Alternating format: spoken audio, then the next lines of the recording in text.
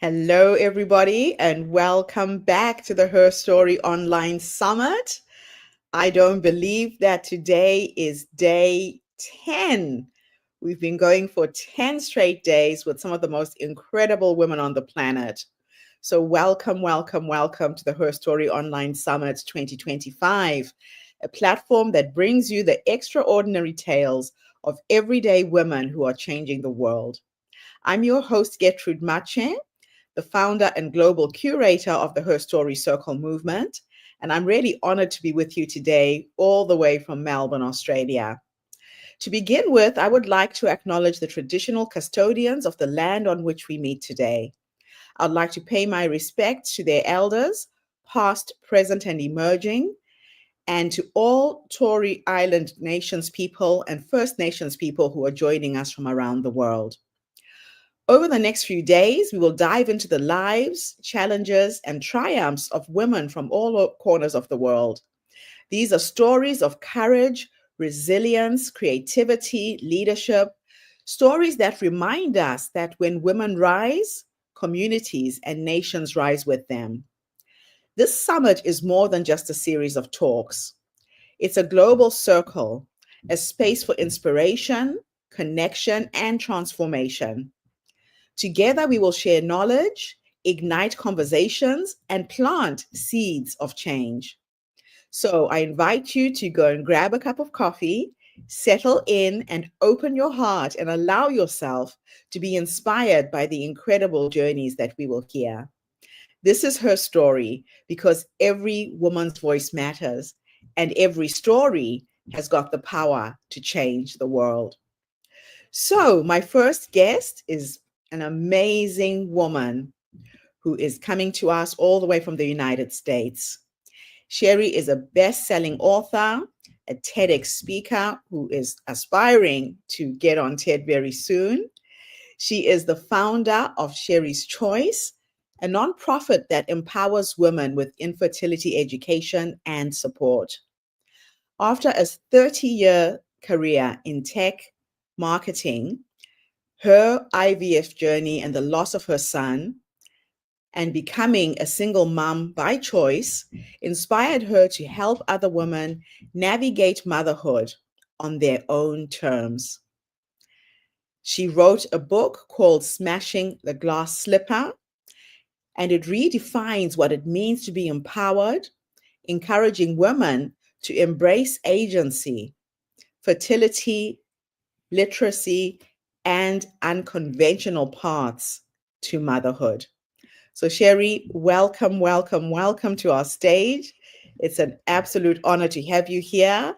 The stage is yours. Oh, thank you so much, Gertrude. I have been looking forward to this so much, and I wish I could see all of you face to face to have this conversation. I hope that I will be able to see you very soon.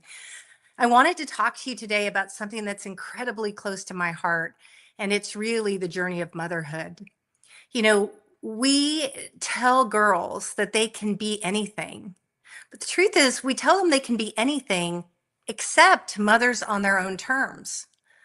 I don't know about you, but as I was growing up, I had two dreams. The first one was born out of feminism.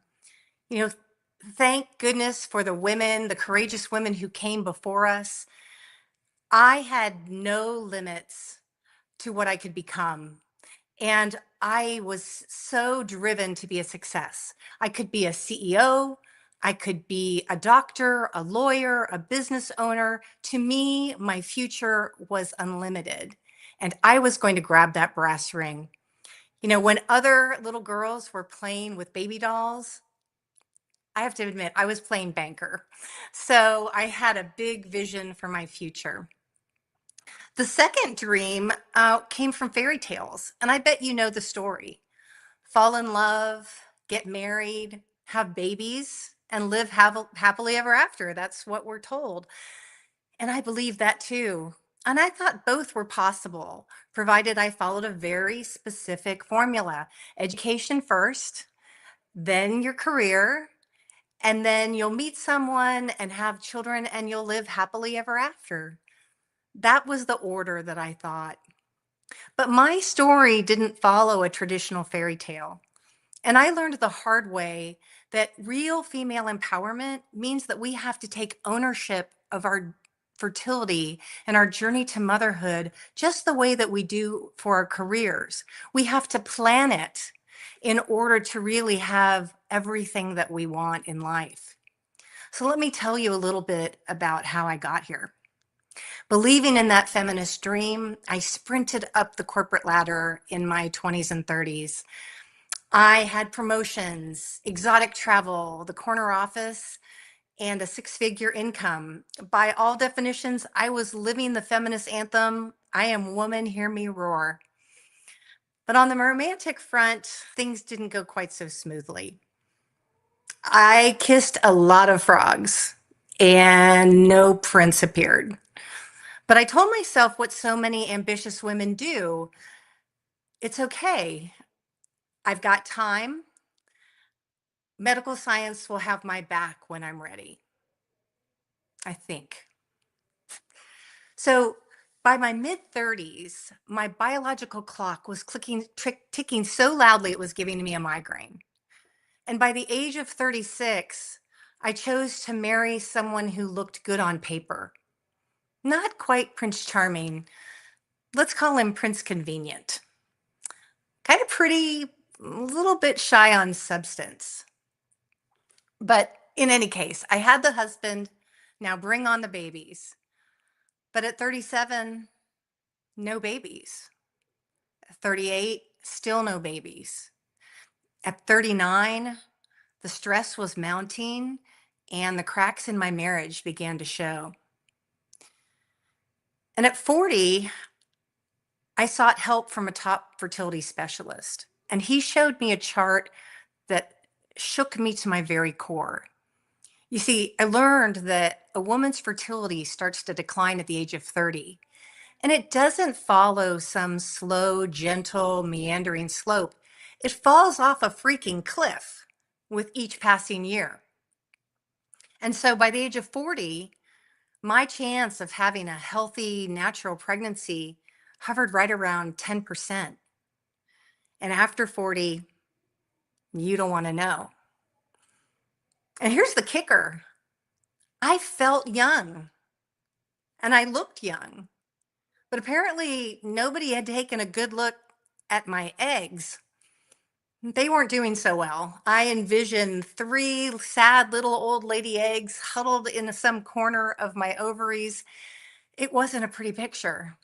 So, believing that my eggs weren't viable, I decided to use the eggs of a 27-year-old egg donor. It was, I'd say, my first selfless act as a mother. I would forego my genetics in order to have a healthy child. But you know what? It was also smart because I learned that if I used 27-year-old eggs, then my odds of a successful pregnancy were the same as hers. So I thought, well, that's like the fountain of youth. So, okay, I'm in. Let's do this. But we can't pop the champagne just yet. This is when I started my IVF marathon. 7 long years of hope and heartbreak. During that time, I planned my life in 30-day increments. I would start a cycle with tremendous optimism, only to have it devastated just a few weeks later. My hormones weren't great. And so my fertility doctor said, "Oh, don't worry, we're going to take over your body." Oh, well, that's a comforting thought. Have you ever seen the movie Invasion of the Body Snatchers? I felt like I was living it. And as I lost dominion over my body, I also struggled to gain a grip on the roller coaster of my emotions. My whole world felt out of my control. And, I endured this brutal regimen of pills, shots, creams, and suppositories. If any of you have been through IVF, you know this. And I swear I felt like I shoved everything but the kitchen sink up my hoo ha.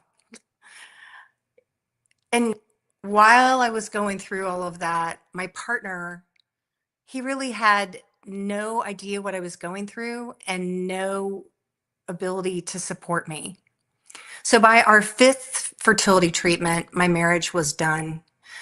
And I elected to go it alone as a single mother by choice because had such a dream to be a mother. And I used our embryos because I didn't think I had time to start over. I decided to transfer two embryos. It would be twins, baby A and baby B. Baby A became my son, Brandon. At 34 weeks, I was rushed in for an emergency C-section because my son was in distress. When he was born, he didn't cry. And I thought to myself, why isn't he crying? They rushed him out of the room before I could even see him. We learned that Brandon had a rare genetic condition that he inherited from my ex-husband's sperm. Most children with this condition die at birth. His lungs never developed. He was placed on a state-of-the-art forced air ventilator that would be breathing for him, and he was clinging to life. The fertility clinic didn't think it was necessary to test my ex-husband for genetic defects because he had no previous family history of any condition like that. The cost of the test would have cost $3,000, but Brandon's medical bills cost $750,000. I watched him suffer for 19 days. It was excruciating. As his mother, I couldn't protect him and I couldn't save him. The first and last time I got to hold Brandon was as he was dying. And I held him in my arms and I told him that he would finally be free of the limitations of his physical body. I told him I loved him and that I would see him again. And I just have to believe that that is true. My baby B, my daughter Lauren, she was born a fighter. All of her systems were premature. Her heart, her lungs, her digestive system, everything. And on day 2, the nurse asked me if I wanted to do kangaroo care. It's a practice where they put the unclothed infant on the mother's bare chest. You can imagine it promotes bonding, but I was also startled to learn that it helps with regulating breathing and heart rate. It boosts immunity, and it even helps advance brain development. That is the power of human touch. And I'll tell you, when the nurse put Lauren on my chest, as I felt her tiny warm body against me, I felt in that moment the fragility of life and the miracle of motherhood all at the same time. You know, I inhaled that intoxicating baby smell and I listened as her quiet coos, as the breast milk that I had pumped nourished her through her feeding tube. I can't even fully describe that feeling. Uh, it was the happiest moment of my life. My mother said that it was a look of pure bliss. And I remember thinking, I am a mother at last. Thank God I'm a mother at last. Now, we weren't out of the woods, but on day 40, I got to bring my little girl home. You know, my feminist dream crashed into my biology, and it was not pretty. But I have to say that I'm grateful for all that I've been through because it made way for a new purpose. I'll never forget the night I was crying out to God in the deepest part of my grief, and I was saying, why is this happening? Why are my children and I having to suffer this way? And in that moment of quiet surrender, I got my answer. The answer was, you're going through this so you can help other women achieve their dreams of motherhood. That thought was like a lightning bolt to my soul. I had a mission of motherhood. And I realized something. I wasn't broken. The fairy tale was. So I stopped chasing it and I started rewriting it. You know, we sell women a half-baked fairy tale. We tell them to wait till they have children. We tell them to lean in and build empires. But no one teaches us how to navigate our path to motherhood. No one talks about egg freezing at 25. No one talks about testing the man before IVF. No one tells women the whole truth about their fertility and their options, well, until it's too late. So I wrote a book called Mission Motherhood. And I started, and what I did there was I wanted to share my experience with women so that they could feel less alone in this journey of infertility. And I started a nonprofit to help women navigate their path to motherhood with greater clarity and knowledge than I had going in. Because this isn't just my story. 17% of adults experience infertility, both men and women. That is 1 in 6 people of reproductive age worldwide. And you know, my message isn't even just about fertility, it's about agency. It's about we as women reclaiming our motherhood narrative before society and our biology writes it for us. What I ask of you today can be summed up in 6 words: ask early, plan intentionally, and believe fiercely. Ask early.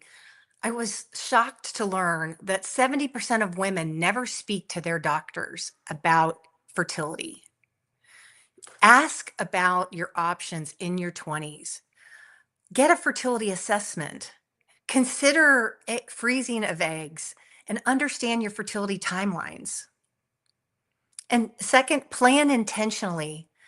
Don't settle for someone who's less than what you deserve just to quiet your biological clock. Instead, let love find you in its own time. And in the meantime, embrace your power. Pursue all the avenues of motherhood available to you, whether it's solo motherhood, whether it's IVF, surrogacy, donor conception, foster parenting, adoption, and every flavor in between. And finally, believe fiercely. Believe that a different kind of fairy tale, well, it's not failure, it's freedom. There are so many different paths to motherhood. Your job is to find the one that's right for you. And I'll tell you, if you have in your heart that you are meant to be a mother, I believe you can make that dream come true. And I'm here to help you. Today, I have not one child, but 2. Lauren is thriving. She's 13 and she's above her grade level academically. She's creative. A lot of the art on my walls is from her. She's doing wonderfully. And I have a son that I had on my own using an anonymous sperm donor. And he is a joy and he keeps me laughing all the time. I found my person and I have a big, beautiful blended family that's beyond my wildest dreams. I got my fairy tale. You know, women, if we take one thing away from today, I hope it's this.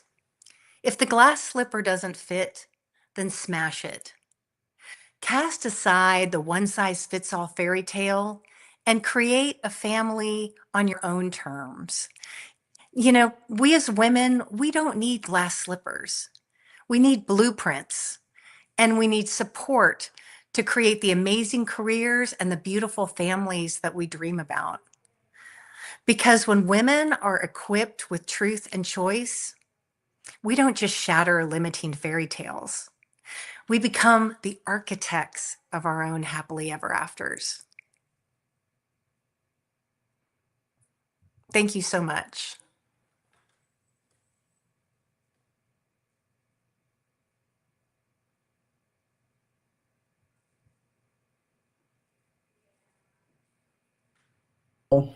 Wow, wow. Sherry, thank you so much for coming online and being with us today. What a touching story. You have gone through so much, but what you have done with your experience is absolutely incredible. Now you are empowering so many other women. We have to turn our pain into purpose. I think that is the way that God made us. Otherwise, you just become a victim and you can't sit in the bitterness. You have to use these things to rise higher. I know you believe that. Definitely. Now, you've described your path to motherhood as a mission. Can you take us back to that moment that mission began for you? Well, I think it was a building. In my 30s, I dated some people that had children, and I think that really ignited the motherhood instinct in me. I Mm. think there was one little girl in particular who latched on to me, and I think it wasn't even things that were spoken, but the way that she held me, the way she held my hand, I think that told me I needed to become a mother. And I believed in my soul that I was not going to accept any other option. So that's why it became my mission. It's beautiful that one little individual can have such an impact on someone. That's I true. love that.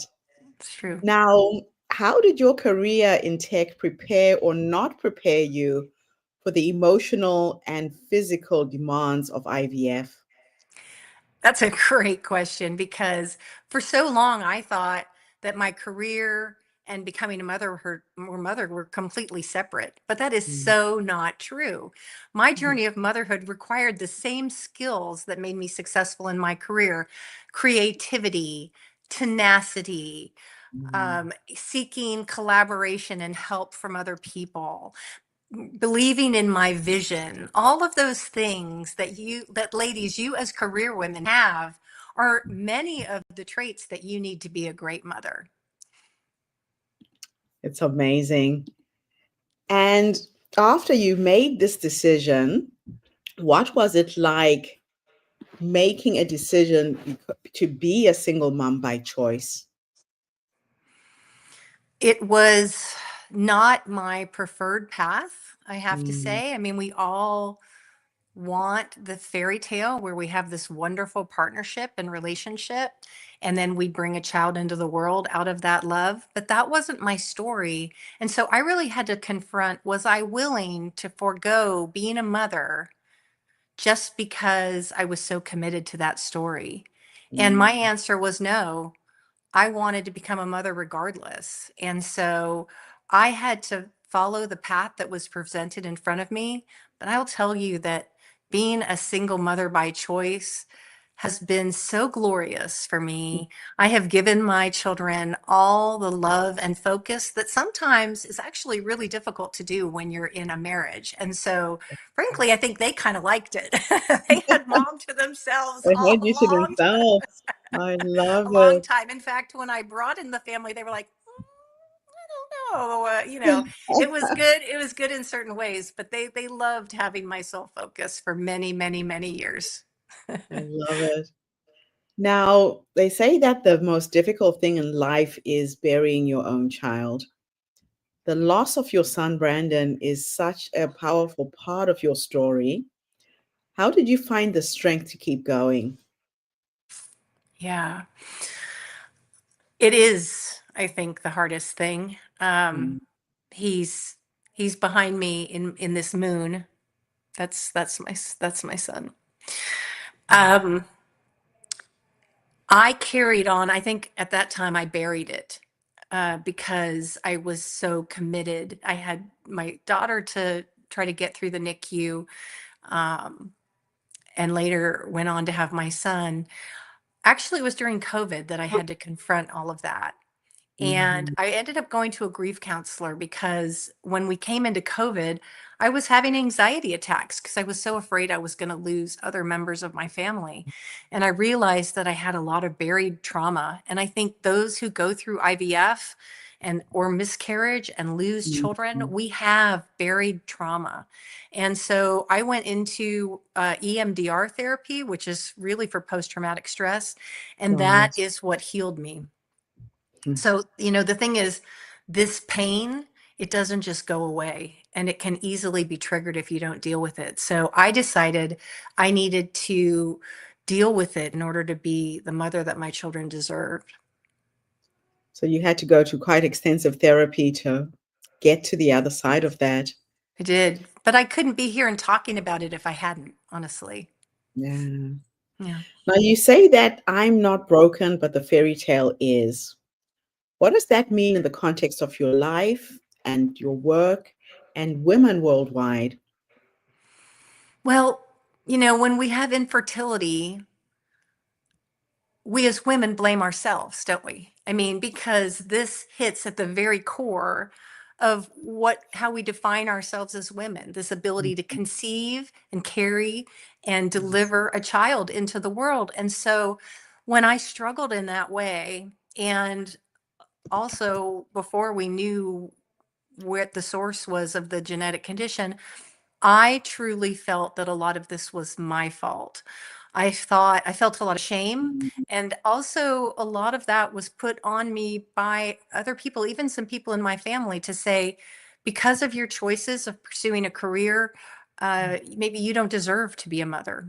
Maybe your choices disqualified you from becoming a mother. And so, I carried a lot of that with me for a long time. Mm. And then when I stepped back, I said, no, I'm not broken, but our expectations, our expectations that society puts on us, that's what's broken. And it kind of Mm. made me mad. Like, hey, no, we're Yeah. not broken and we don't have to live by these rules anymore. We're going to No. rewrite this thing. Yeah, no, that would have been difficult, and especially hearing it from family members. They say that the most judgmental people are normally the people who are closest to you, It which is a hurts. sad It thing. hurts so much. Mhm. And really for me though, that was so important because I had to build a different kind of village for my kids, one Right. that was based on people being supportive and uplifting and accepting and all of those values. And I just learned that there were members of my family that we didn't believe the same way. And so they weren't the right people for me to be around. Now, I'm Yeah. fortunate I have my mother, who was one of the best people. I talk all about her in my book. She was really the example of the kind of mother I Oh, wanted to be. So I've had that's some very beautiful. good family in my corner too. That's awesome. So, what are some of the biggest myths that women still believe about fertility, motherhood, or timing? Mm. I would say one, that there's just one size fits all, that there's one path to become a mother. That's a huge issue. I think the Yeah. other thing is that we will just magically have children, that we don't have to plan our fertility, that it will just, happen Happen. for us. And then if we're later on that things like IVF are a guarantee and they're not. It's the promise of a child. It's the chance at a child, but it's not the promise of a child. And Yeah. so, even egg freezing and things like that, these aren't guarantees. They are a chance. So I think those are some of the biggest misconceptions. I would say the last one is people think that single motherhood somehow is unfair to the child. And I'll tell you, I've heard a lot of stories of children who are from single mothers by choice, and they Mm. live such wonderful, fulfilled lives full of Yes. love. So I think there's many paths to motherhood. Oh, man. I think so long as the child has got love, you have kids who are brought up in a household with two parents and chaos and no love. I That's think right. love's the important thing. That's the one thing we have to remember. It is so true. Now, I know you speak about the need for fertility education. What do you believe should be taught to young women as early as high school or college? Now you've hit on my big hot button because I really do believe that just the way that we teach sex education in middle school, we really need to equip young women with a foundation of knowledge about their fertility. I would say in college is probably the right time. When we're Yeah. thinking about our careers, we should be thinking about our families as well. What kind of Mhm. family do we want to have? When do we want to have it? Because I have found so many career women who could move mountains and do anything in their career, and yet they felt powerless in the area of building a family because they were stuck in this hard-coded fairy tale. I really want young women to know that they have different options, and as life throws unexpected things at them, that they've Yeah. got the tools to know how to continue to make their dreams of family a reality. Mhm. Yeah, that's awesome. Now, how can partners, families, and employers better support women who are navigating fertility choices? Oh, that's a good one. Because I did it a lot on my own. I would say, Mhm. I think community is so important. I don't know that family and our partners can ever fully understand what we're going through. I Mhm. hope that they can listen and empathize and try not to minimize, because we go through this roller coaster. We probably seem like crazy people at sometimes, and that's Mhm. because the doctors have taken over our bodies, as I said. And so, Mhm. we need understanding, we need love. I think we also need a community of people who are going through it. And that's why I've started Cherie's Choice. There are a lot of great fertility coaches and things like Single Mothers by Choice that provide that kind of community with people who really know what you're going through. I think that helps tremendously. Oh, that's Employers, I think there's a whole different conversation there, to be honest. I think that okay. employers need to cover fertility for their employees, and I think that they need to provide some additional space when women are going through that, emotionally, because it's so difficult. Yeah, it's not easy. It's not. Now, let's talk about your book, Mission Motherhood. What inspired you to write it, and what has been the response you've had so far? Well, I wanted to write it so that other women would make better choices than I did. Hmm. And in reading it, that they would feel less alone. And for those younger generations, I wish they would say, wow, I really need to make a plan and make good choices for myself, and plan my journey to motherhood. Those were really my goals. It it has resonated with people, which warms my Mhm. heart. I mean, I used to measure my success in promotions, and today I measure my success in babies. So I'm really hoping to get those first answers of I have my child because of you. I'm not quite there Mm. yet because I rolled out the book in May, so we're not even 9 months yet. Right. But I feel that it is a tremendous comfort to people, and I hope it's a guide, so that people can make choices that are more empowering for them. Oh, I love it. I absolutely love it. Now, your nonprofit, Sherry's Choice, who does it serve and how does it, what change does it create? Yeah. Well, it provides a lot of resources. There's so much information out there about all of these different paths to becoming a mother, and I've tried to Mm. bring all of that together. I'm introducing workshops this fall and winter where we can collaboratively walk through that journey together, both to consider whether you really want to become a mother and then the various avenues to become a mother, and do Yeah. that in a kind of a community way, in a guided way. I also am going to be going out to universities and starting some of that fertility education for young ladies.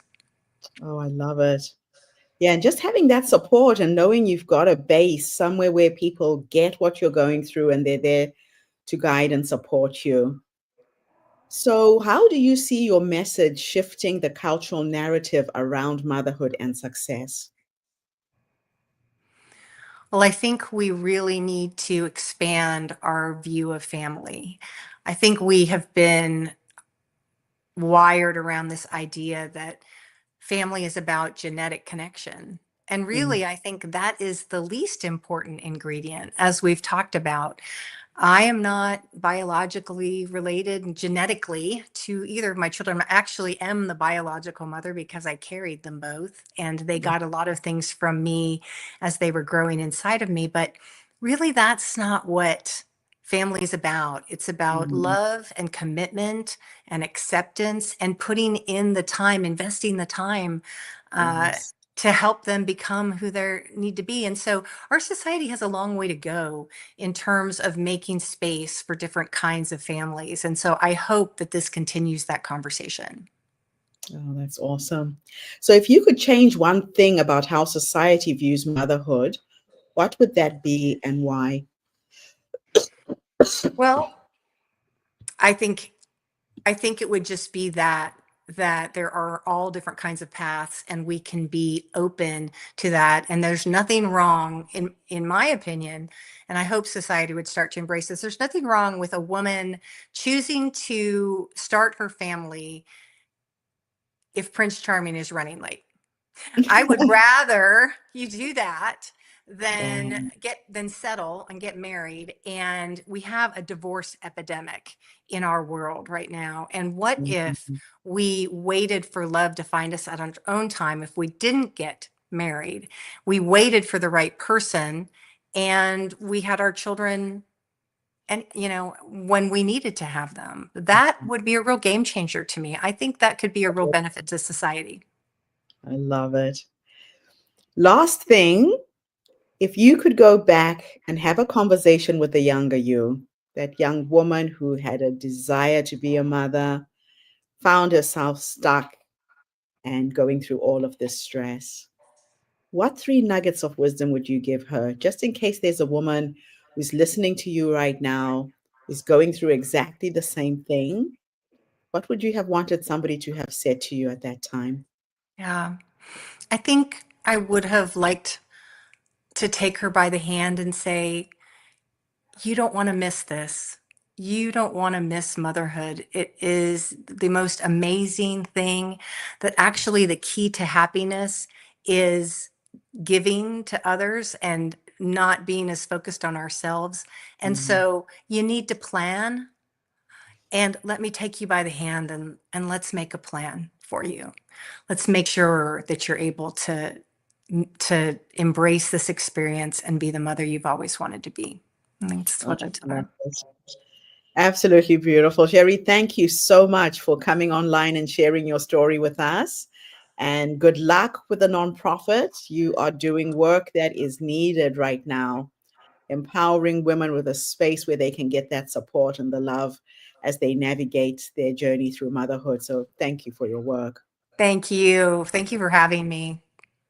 Wow. So a beautiful start to our morning. We will let the beautiful Sherry go. My next speaker is already here and lined up. See you, Sherry. Bye bye. Okay. Oh, the Her Story Circle is attracting some phenomenal women. And it excites me to introduce our next speaker. Despite all of the things that have gone wrong this morning, I am just so inspired when people respond, react, say, yes, I can step in 2 hours earlier. My beautiful next guest did that for us. We've had a couple of speakers who have called in ill, and I called her. She stepped up and she's here. Estefana is a trauma therapist, a speaker, and the director of clinical training at the Arise Alliance Institute. With over 20 years' experience, she specializes in critical memory integration and neuroscience informed approach to healing. And she serves as the director at ASA now, supporting foster and adoptive children, families.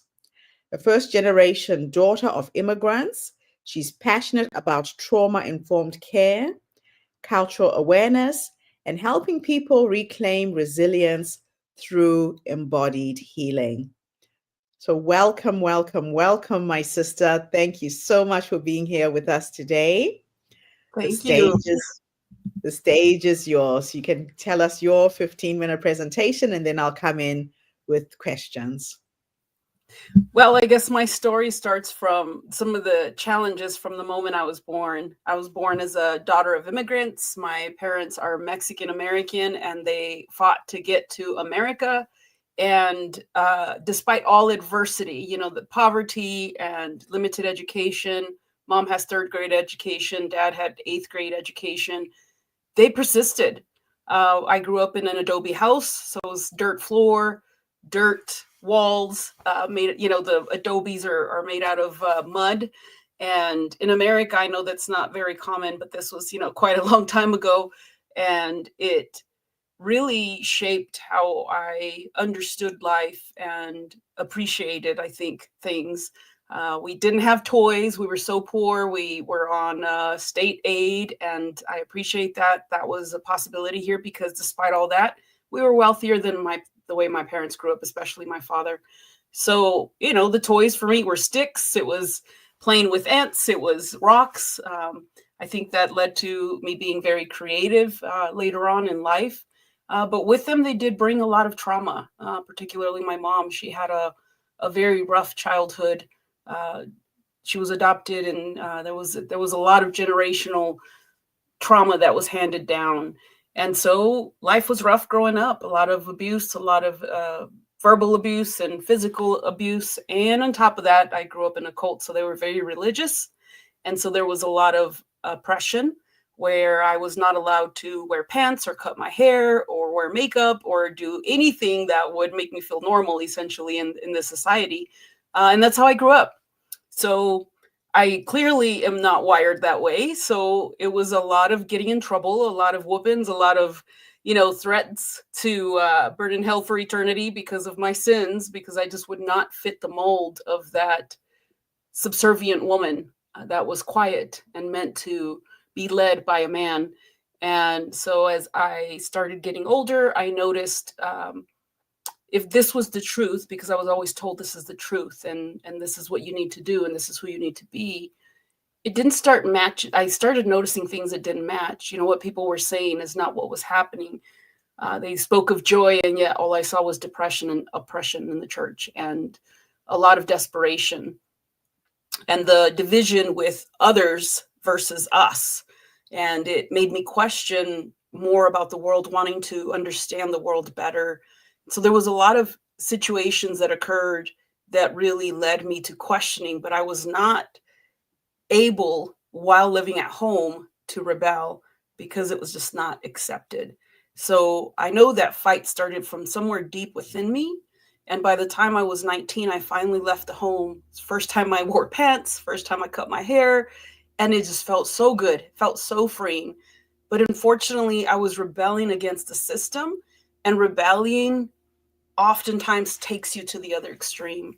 So I was pretty reckless in my freedom.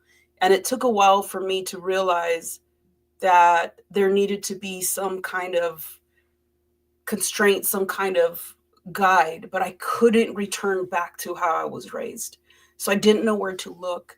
And I think it's the desperation of not wanting to return back to that led me to look elsewhere. And I started looking within.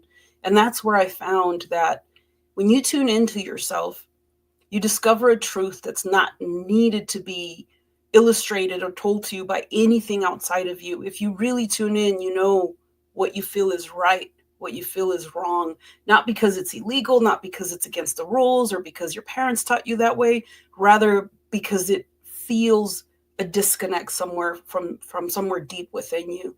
And that became my compass. I tell people, if you want to fly, you have to start using an internal navigation system.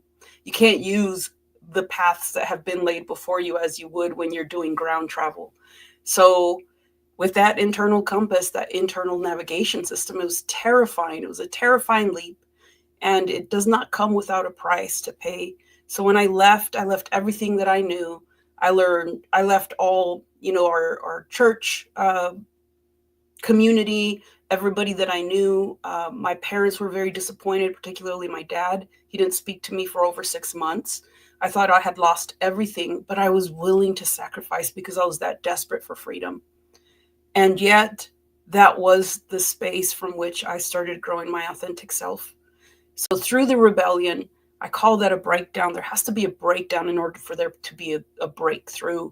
And sometimes it's that inspiration of desperation that finally pushes us over the edge to break through that fear and that constriction.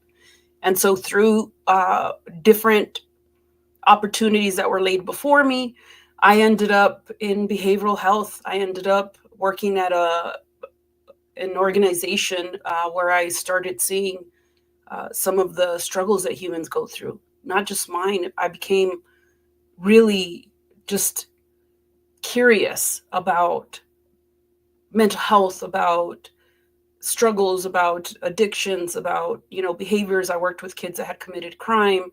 And the first place that I worked for was a corporation. So it was very much led by, whatever modalities they decided, they tried to fit the person into that. And I saw it fail time and time again. It felt like it was missing humanity. And that's where that fire started to do something different. So over time, I started my career, I stayed in the industry, and I learned different aspects of it, from case management to working with the highest risk of youth. And it's those kids that really struggled that just really had my heart because they were so familiar to me. That story, that experience was so familiar to me. So I became an advocate for foster adoptive kids, for kids who were stuck in the system. And I learned from the inside out some of the limitations, some of the challenges, some of the wrongs that happen under the guise of, justice or right. And it really sparked something in me to seek out a truth, to seek out something better. And over time, I learned everything that I could in this industry, in the mental health and wellness industry, as a therapist. And I found some amazing tools, but it seemed like every tool was touted as like gospel. And it always felt like it worked well for some, but then it didn't for others. And so my question was, what is the unifying thing that normalizes this human experience that we all go through, different types of challenges, but we all go through them? And how do we best help people navigate through their own journey and not what we think it should look like? Because I felt that was a huge challenge in my industry, especially as a first generation Hispanic American. There was a lot of things that I did, how I thought, that was very much looked down upon. And it was, from a person that already had like low self-esteem or low self-worth, it was not helpful.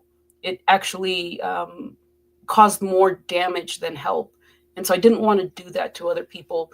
And so that is kind of what led me to search out opportunities just to learn and expand. And just a few years ago, I had this opportunity to join an organization to develop something new. And that became my out. I knew that was it. I had been training for this all my life. And so I've just jumped in. Has not been without a battle, without challenges, without nights where things didn't make sense and I just wanted to give up, but I couldn't. I just couldn't. So we are now in a place where we have developed a new way of approaching. There's pieces and parts from old, wisdom and everything that we've learned that works, but we just put it together in a different way that can be really individualized for the human, for the person, and not manualized where the person has to fit the intervention. And so here I am spreading the word, started training clinicians, and just very passionate about teaching this and reaching out to other communities and other people who struggle and just transforming our industry.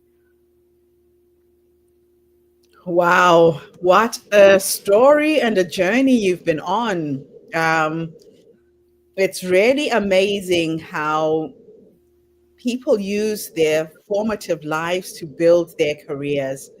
It sounds to me like everything you went through as a young woman led you to be the woman that you are today, to empower others in this way.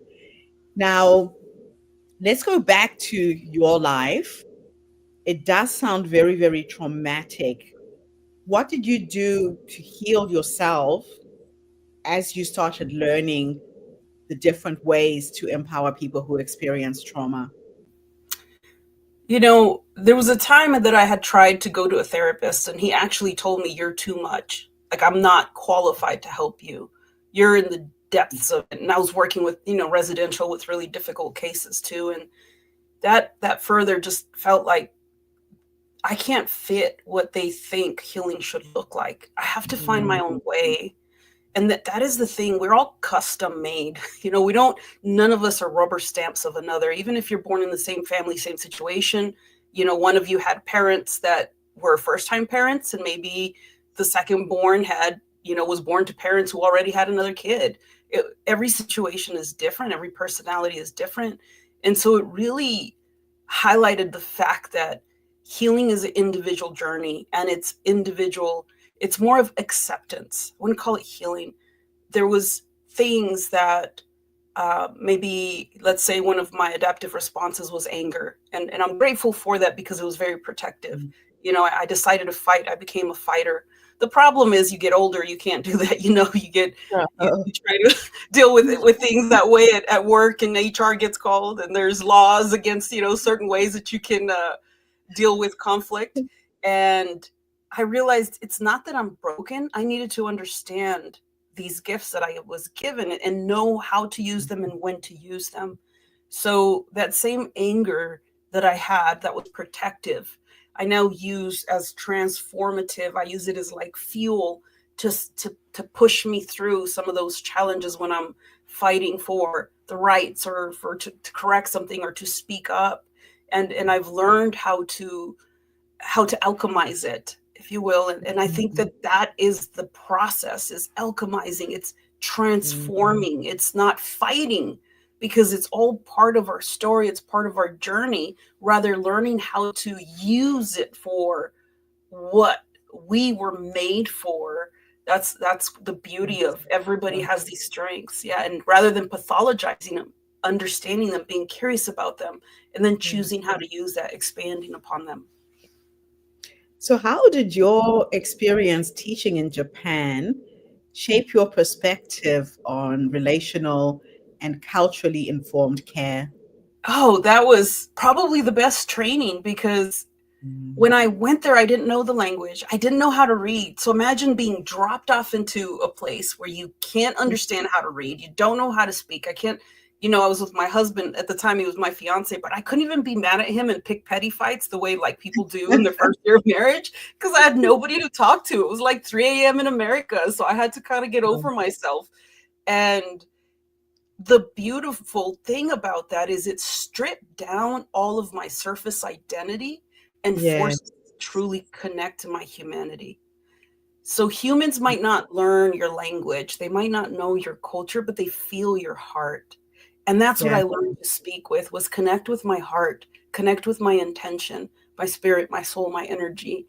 And I think that was the best, that was the best training I could have gotten as a trauma therapist. Wow, that's interesting. And they do say that when you go out of your comfort zone, if you leave your own country, you're never the same person when you come back, right? You can't be. And it's not easy. I understand why people wouldn't do it. There was another English instructor that was there that I remember within the first week, he had a nervous breakdown. I mean, I was going downtown to the city building, because imagine coming out and you don't even know which way's north, which way's south, we lived behind the castle, and I didn't know there was 3 bus number 12s. All I knew was 12, but there was a green and a red and an orange, and I took the wrong one and was lost and didn't know how to. I'm like, someone's going to find my body, and I wouldn't even know how to like scream for help. You really talk about vulnerability. And it forces you to really lean into humanity. It forces humility. It forces you to adapt. And so instead of a map in my mind, I had to think there's a pink house here, a green one there. It's about this far that way. This is where I find, the bakery. We had a liquor store across the street, just, conveniently. But I got really good at charades. I will say that. But, taking a little book and finding one word answers, it really pushed me to my breaking point. And you have to release that control. You have to release your pride. I was having 3-year-olds teach me how to read. You can't be a proud adult if you want to learn. And so I think it forced me. Yeah, That was the most important lesson, I think, in my life, for sure. I love it. So you specialized in critical memory integration. For those unfamiliar, can you explain what it is and why it's such a groundbreaking model for trauma healing? Oh, it's an organic way of finding your true power, your authentic self. So this Mhm. goes beyond, we don't look at the problem as the problem. Right. What people define as a problem, whether it be drug use, whether it be of anxiety, avoidance, repetitive, patterns like getting in the same Yes. situations, those are all signals. Those are all signals that something from the depths of your subconscious mind is driving your behavior. And you have Right. lost your agency because here, I don't want to do that, or I don't want to react that way, or you're being a little extra with your mood, or how you're, your anger or whatever it is, but it feels like you have no control over it. And we Mm-hmm. call that signals because there's something within you that's saying this is not it, or it's persisting, right? When you are healed, all it is fully being present as wholly as possible, like all of you in the now. So if Right. there are things from the back then that are now hijacking your response from the now, we Mm-hmm. call those critical experiences. The way our brain works is it holds on, it records experiences that you have and uses them as reference points. That's how we know Right. what hunger is, what food is, what dishes to, all of the things that we learn about life, about Yeah. ourselves, about the world, have reference points. And when those reference points were developed out of necessity, out of in a state of survival, like for example, with connection, my way of connecting was impacted by the trauma. So I had some Yes. attachment injuries, and so I Wow. had trust issues. It manifested in how I engaged in relationships and how I chose people and how I interacted with them. And it's not until you are willing to move towards that and understand that there's a signal, so we call it critical memory, you can rewire your brain, essentially rewire how you respond. And we're going to the depths of that instead of getting stuck in trying to change the way you think, change the way you feel, control your Yes. emotions, these kind of conventional approaches, which are all valuable, by the way. I don't want to diminish that, but Yeah. unless you get to the root of what is driving that to begin with, it becomes just a constant battle of trying to outcompete what Mhm. your brain, your nervous system has been wired to do.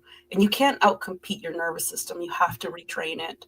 And so what CMI does is it helps the clinician guide the client or the individual internally into an internal journey, how to tune Right. into those signals, how to get to the bottom, the truth of what is driving that behavior.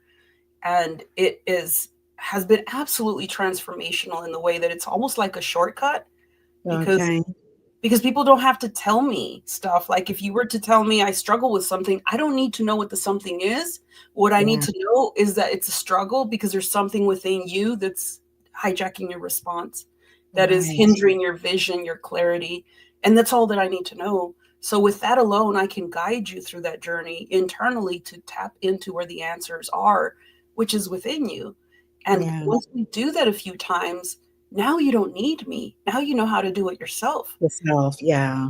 And to Yeah. The me, brain is an amazing thing in how it can be rewired. And yes. the science has really tapped into that. Now, in Yeah. your work at Lighthouse Psychiatry and the psychedelic assisted therapy research trials, how do you see innovation and traditional therapy complementing one another? Well, you can't replace a person, right? So Hmm. in CMI context, we call it a library of experiences, which is really like there's different networks, which is the way that your pathways are wired, and the way they fire within your brain, and everybody's is different. So we call that your library of experience. And the librarian is like what accesses, the reference points. And sometimes people get so stuck because if that library only contains trauma and more trauma and more trauma or adversity, Hmm. there's not a lot of experiences of resiliency, of agency, of knowing how to connect. And so we need to create some of those so that the brain has a different reference point. Well, that Right. is the purpose of therapy, is to kind of create that and help you expand on that. However, Yeah. for some individuals, the nervous system hijacks that capacity instantly. Um, And so there are different ways to kind of circumvent that. But one of them is with the psychedelic. It silences that default mode network, which right. allows you to kind of see things fully instead of being hijacked by the nervous system where you're dissociated or you're already in the state where you're no longer an agency, no longer in control of your responses. And so Yeah. yeah, they're all working different angles, and depending, I tell people, just like physical healing, the same thing that would help one person, like depending on your injury, if you're pretty healthy, you go to a physical trainer that helps you maximize your capacity. But if you have Yes. an injury, you have to do physical therapy before you can maximize, or else you cause more damage. Well, if you have Yes. like 87 broken bones, you need a full-on body cast. But at every point, even with the full-on body cast, at some point when those bones heal, it has to be removed and you have to be pushed to the next step, or else Mm-hmm. you risk, your bones atrophying, Yeah. your atrophy of your muscles. It's the Mm-hmm. same thing with mental health. Some people need the medication. Some people need, something outside to kind of give that boost to allow them to break out of these patterns. Yes. So it's more complementary of each other. However, without a guide, without somebody outside of you helping you to create new reference points, and I'm not saying it has to be Mhm. a therapist, because we know ancient wisdom. I mean, psychedelics have been used for centuries, A right? long time. Long Yeah. before we were researching them here in America. Um, Mm. but having a guide, that's why, traditionally they would have like medicine men or healers that guide you through that process. And it's their experience that allows them to hold the space so that you feel safe and moving through that effectively. Mm. Now, let's look to the future a little bit. With your experience across clinical research and community advocacy, what do you see as the next frontier in mental health and trauma healing? Oh, I love, with there's this like kind of fight about AI coming online, and AI has makes a lot of information quickly accessible, but it's not human. It can't attune. It can't give you warm hugs. It can't make you feel completely, loved and accepted. And Yeah. that's our superpower as humans. And it's going to force not only the industry but the world to make a decision, because you Yeah. continue looking for like answers in the intellect or this way, you'll quickly be, outdated, especially in mental health. I think that those that really rely on like cognitive approaches or challenging thinking are going to be replaced pretty quickly. But what can't be replaced is that relationship that you have with one human and another, that warmth, that connection. And Never so, be.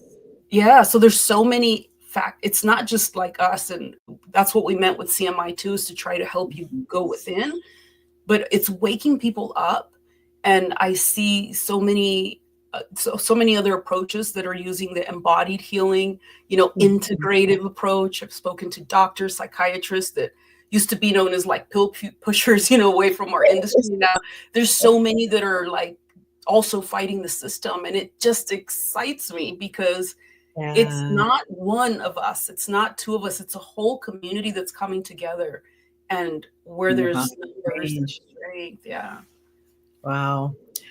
My last question for you is, if I could take you back to the younger you and you could go and give that young woman three nuggets of wisdom based on what life has taught you up until this point, what would those three nuggets of wisdom be? I would tell her, be who you are, baby. Be love. You are love. Trust yourself and stay Yeah. curious, stay open, and hang on for the ride. Like every adversity, every pain, I don't say that bad things happen for a reason, but with Yeah. every crisis is opportunity to grow, an opportunity to discover more about who you are and what you Yes. choose to bring to this world. That's what I would tell her. There's no like, it's the beauty of being surprised and being amazed and being in Mm. awe of what's possible. I don't want to rob anyone of that experience. So I would just tell them, be who you are. Oh, I love it. Thank you so much for coming online and sharing your story with us. You know, you started life from a very, very difficult beginning, but you took life by the horns. Here you are, empowering so many other people through your experience. I really appreciate you gracing your presence with our audience today. Uh, Thank you. Thank you for sharing my story, and thank you for also, taking the courage to follow your own dream and your own path, and everyone who's showing up that feels that within them too. I'm really excited for all of what is being, ignited through these talks. So thank you Excellent. for that space. Thank you. Thank you. Oh, wow. So today started off in a very, very strange way. I've been making calls, asking people to come in early. We've had a few things that went wrong, and these amazing women are stepping up and sharing their stories. So I will let you go. Thank you so much. And I will queue up my next speaker. Thanks so much. All right. So we move on to our next speaker for the day. Today, like I said, started off in a very rocky way, but we are getting there. So we have Dr. Doc coming up next. She is a behavioral health consultant, a death educator, a certified grief educator. Her research and insights span global health, social work, and she's been featured in international media outlets and peer-reviewed academic journals. Her multidisciplinary approach aims to advance public awareness while also facilitating and contributing to critical disclosure surrounding death care and bereavement in our world. And this is a subject that not many people want to talk about. And it's just awesome to see someone who has stepped into this space, not just to be an academic, but to support families, individuals, to really understand that there are different ways of coping. So thank you so much, Dr. Dog, for being here. The stage is yours. And I will come back after 15 minutes after you've shared your story, and we'll have a Q&A. All right. Thank you very much. So, a question I'd like to pose to everyone tonight is, how many of us live our lives as if we have an unlimited supply of days? I think far too often we push our dreams out into someday. We wait to have those important conversations with our loved ones, those difficult conversations, for a later time.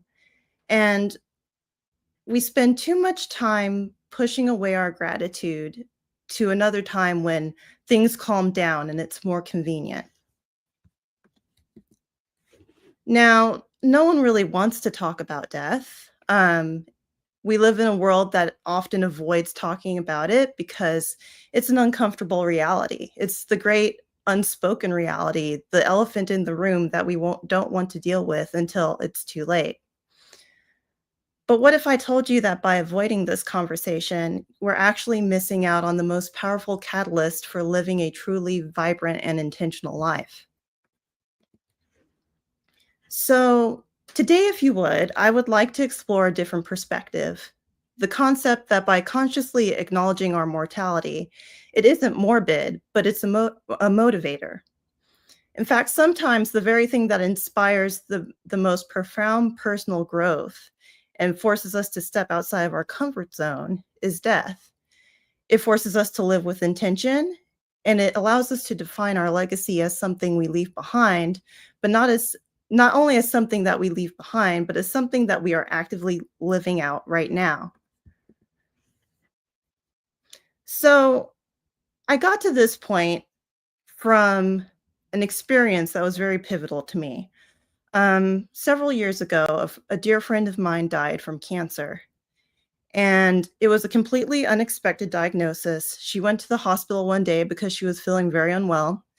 And then she was gone for several hours. And later on that evening, she was diagnosed with stage 4 cancer.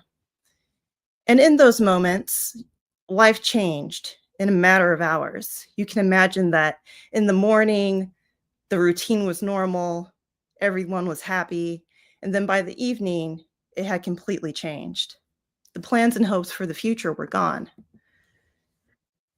And looking back on it, I would say that those moments that followed forever left an imprint on my soul and formed who I am today. You see, when she received that diagnosis, I didn't know what to say at all. What do you say to someone who is so close to the verge of death? So I simply hugged her. And in that moment when I hugged her, she said to me, "I'm dying, Elrisi. And that's why you're here. I'm your lesson." And all I knew to say at that time was, "I know, I understand." So since she said that she was my lesson, I paid attention. I paid attention when the oncologist said that she had 3 months to live and then left the room with no further explanation. I paid attention when no one provided education about active dying or told anybody about what to expect. I paid attention when all of the activities and plans for the future that we had could no longer be accomplished, and when all of those dreams on the bucket list could no longer be fulfilled because now death was too close and in direct proximity of those dreams. There were other priorities now. And this led me to think about not only her quality of life, but my own proximity to her quality of life.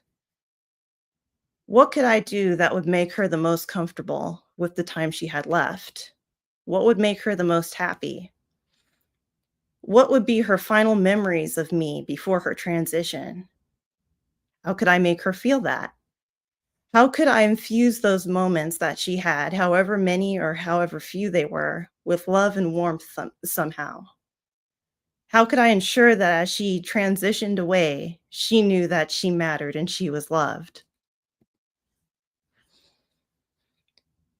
What I realized from that experience is that the knowledge that our time on this earth is finite acts as a filter for us. It helps us to instantly distinguish between what is truly important and all of the noise in the background. This awareness gives us permission to be more authentic, to embrace our quirks, to say no to things that don't align with our values, and to pursue the passions that we're so afraid of failing at because we're not going to be immediately great at it. And in doing so, I believe that it fuels our personal growth because it removes the fear of failure. We already know that the outcome of death is inevitable. So why don't we just do it anyway? Now you might say, Elrisi, this is a bit too much for me. I can't dwell on death on a daily basis. But I'm not asking you to dwell on death. What I'm asking you is to be aware of your mortality so that you can actually fall more deeply in love with the life that you live. You see, we can use the reality of our mortality not just as the shadow of fear, the great unknown, but instead as a light that illuminates what is most beautiful and important right in front of us. Instead of counting our days and wondering how much time we have left, we can focus on making our days count. So, if there was one thing that I was going to leave you with, I would ask you, if you had 1 week left, what would you start doing? What would you stop doing? Who would you spend more time with? What activities would you pursue? What random, grandiose idea that you have in your head would you finally pursue instead of telling yourself there's no point, it's just a failure? I think that the answer to these questions are actually a compass for intentional living today and for defining the legacy that we are all living right now. So often when we think about our legacies, we don't touch them until we're at the very end of our life, and then we think about, what will people remember me for? But you see, the truth of the matter is that we define our legacy in every living moment. It's found in the way we make other people feel, the things that we give to others in the world, and all of those incredible moments that make up who we are as multifaceted individuals. So instead of thinking about what your legacy will be 10, 20, 30 years from now, think about it today. Choose one thing that you could do to define your legacy and then live it. Live it as vividly and as authentically as you possibly can. Thank you.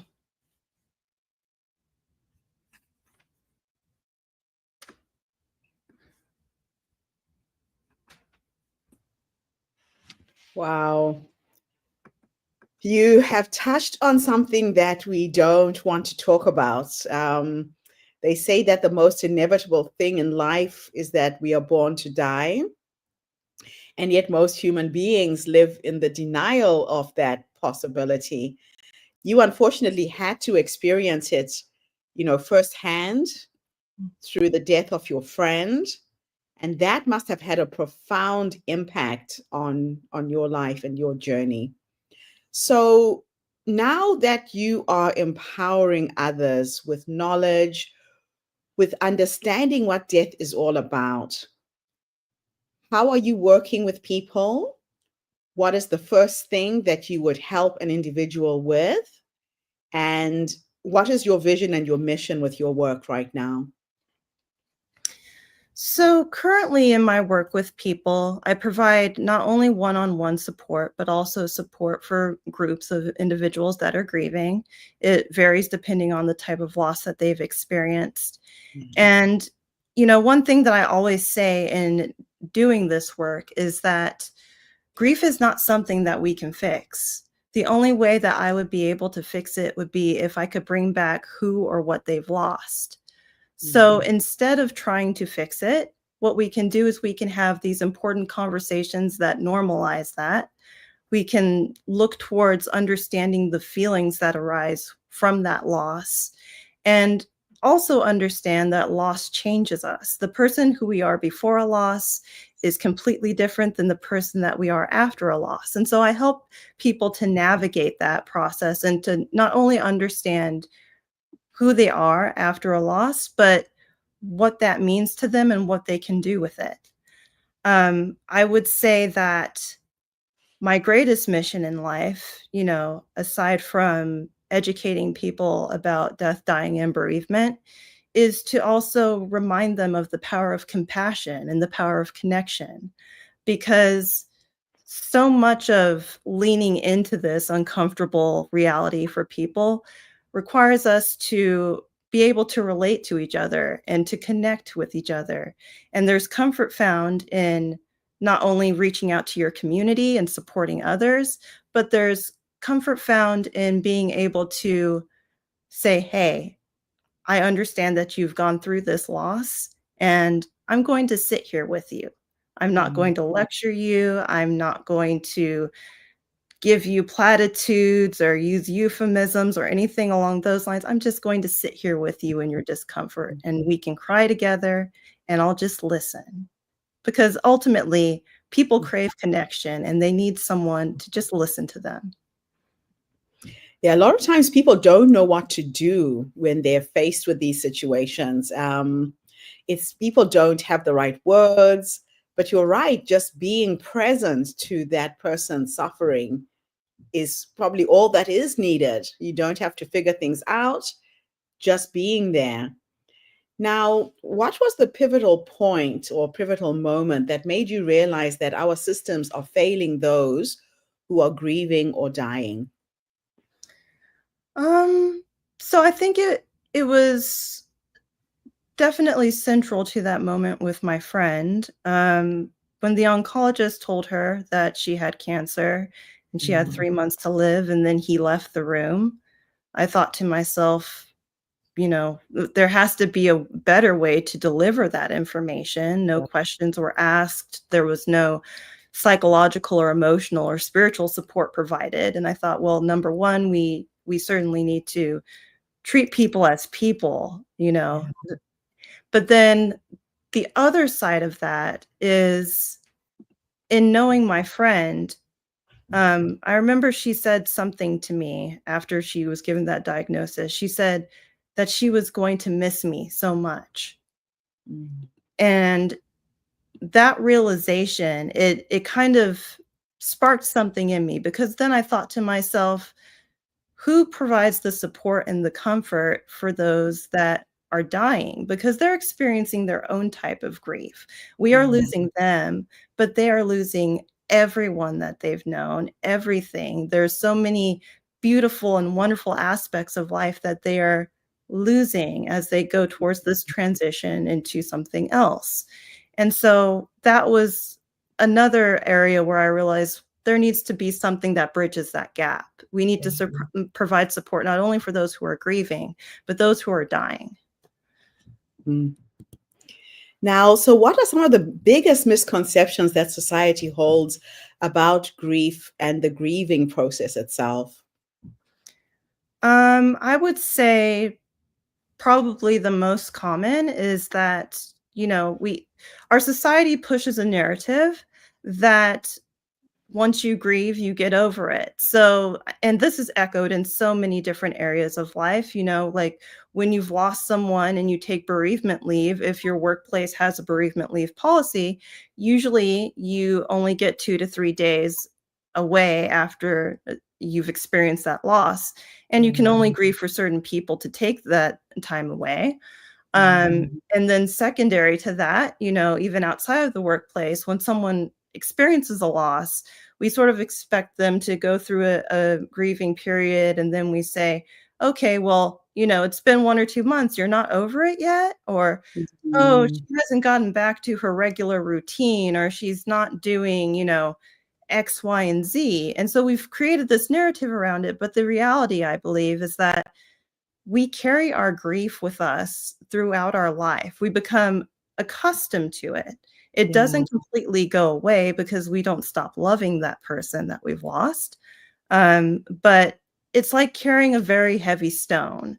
Over time, you get used to carrying that stone, but the stone is still there regardless until you put it down. And unfortunately, grief is not something that we can just put down and walk away from. Yeah, it transmutes and it changes with time. And the speed at which that happens is different from person to person. It's not one formula for everyone in terms of how we grieve. Yes. I remember when my father died in 2018, someone saying to me, I don't understand why you're still grieving. You had him for so long. And what they didn't realize is because I had him for so long, he left this hole, this big crater in my life. And now he's gone. How do I fill that space? Yeah. And then you meet people who lost their parents when they were younger, and they really don't understand my sense of loss. So it's all relevant to each individual person. Yes, I absolutely agree. I lost my grandmother a few years ago, and I'm named after my grandmother.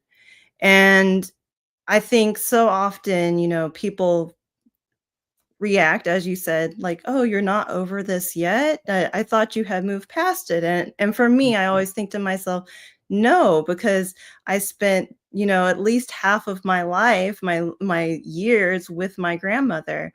I can't ever have a day not thinking of my grandmother because the moment someone says El Risi, I think of her. And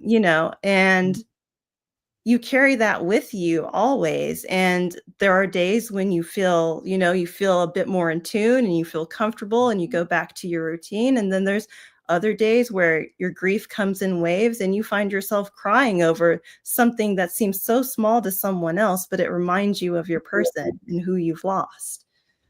Yeah, that's interesting because I'm also named after my grandmother. And we actually believe that when you name your grandchild after you, it means that you will never die. Your memory is evoked in the calling of that child's name. So you live with her every single day, every moment. Yes. Wow. So how do unresolved grief and trauma show up in our physical and emotional health, even years later? So in our physical and emotional health, there's so many different ways that it can emerge. I would say a lot of times, especially if there's trauma involved, a lot of people are living in fight or flight. Mm. Because and this can really vary depending on the circumstances of the death, but usually after you've gone through acute grief, which is right after the loss has occurred, you're Yes. in this hyper aroused, very fragile and on the edge state. You're expecting something else to happen. You're very nervous. And a lot of people can work towards grounding that, but some people are not able to get to that point because there's so many different things going on in their lives, or maybe it's a very traumatic loss, or there's other old wounds tied behind it. And so that's creating pressure. And Right. so they struggle with a high level of stress. Of course, we know that with stress, this can exacerbate all sorts of symptoms with chronic disease. It can Yeah. lead you to have very unhealthy coping mechanisms. Some people turn to substance use. Yeah. Some people, they develop, disorders, binge eating, for example, to try to comfort themselves. Yeah. And so it can take so many different areas of your life and completely transform them. I've seen people who are absolutely active and passionate about, physical activity become inactive and isolated, and then they struggle to get back into their routine. So you Yeah. really have to stay on top of things. Mm. Yeah. There's so many layers to it. It's not just one thing. Mhm. Now, you say you don't need to fix someone's pain, just to be present, and that steadies them. Can you unpack that idea for us? Yes. So I would say that, the common approach that we have to grief is we usually think that if someone says, like, oh, I lost this important person in my life, we say, oh, I'm so sorry. Well, I can remember when my son died, and this is what I navigated with, or I know a friend who went through this, and we start doing comparisons, or we Right. start using euphemisms. We make statements like, well, they're in a better place now, or Yeah. another common one is you spent so many years with them, be grateful for that time you had. And so we Mhm. offer this unhelpful advice and these comparisons and these statements that minimize and disenfranchise the other person's grief. And a lot of times we actually end up saying things that are very harmful, even though we don't intend it to be. Yeah. So I say there's an importance in just being present for the person Yeah. and just sitting there in that silence. It's very uncomfortable. And that's why a lot of times people think that they have to say something, right? Um, Yes. but people never forget how you make them feel. They won't Mm. forget that you hurt them when they were grieving and that you said something inappropriate, but they also won't forget that you sat there with them when they sobbed and you listened to them talk about their person, and you went there with them to, create a memorial, and you went there to Mhm. help with, all of these different aspects that they didn't want to do alone, because there's also so much pain involved in visiting the grave and working on memorial projects and legacy projects. And people Mm. don't forget that when you're present for them. So, No, don't. Yeah, yeah. that's those are the important things, the little things that you do around them as they are going through just trying to sort themselves out after somebody's passed away. Mhm. Wow. So, what spiritual or emotional practices have helped you process your own grief and build resilience? So I think that there's a lot of different layers to that. I think, spiritually, I find it very grounding and helpful to do reflections, to pray, to, you know, take myself to those happier times when I need it. Yeah. Um, Emotionally and psychologically, I also think that there's a lot of comfort found in helping others. Because in my experience of loss, what it has taught me is that if I'm having these emotions and I'm struggling with certain aspects of my grief, that means someone else is feeling it. Yeah. And then it prompts me to think, well, I know that this is awful. This must be even more difficult for somebody who doesn't have access to resources or tools or you name it. So I find a lot of help just in leaning more towards compassion and being there for others. And, you know, when I have those difficult moments, I also know that it's very helpful for me to just take a moment away. It's okay to just step away and cry and feel those emotions, because I think so much of our society focuses on pushing those feelings away. We're very into being productive and hustle culture and all of these things, but we need to stop and feel these feelings and observe them and let them out, and then exhale, and then work on doing it. And maybe it takes, maybe there's days where it's like, I just got to get through the next 5 minutes. And other times we feel great, but we have to feel that. Yeah, it's interesting. When I was growing up, I remember in Zimbabwe, our funerals were like a week long, and the family would get together. You didn't grieve alone. We used to grieve in community, in groups, right? And you would be together for a week after the person's died, and you would cry until you can't cry anymore. And you would really empty out all of that emotion. But what I see in the Western world is the person is buried today, you're back at work on Monday, it's business as usual. And you haven't even had time just to sit with the loss. Yes. That this hustle culture, like you said, really has to change. Now, what are some of the practical ways that our healthcare systems can better support the dying and their families, do you think?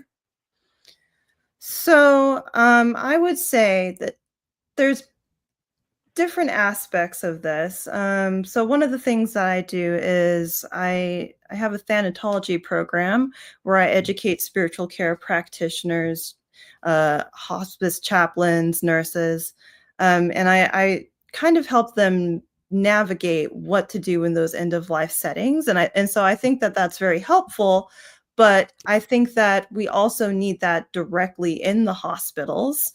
We need those trainings, because so often I'm meeting healthcare professionals that are saying they're very interested in what I do, but they're also saying, we don't get this type of training when we are working on everything. We don't get this in school. We don't get this in the ER.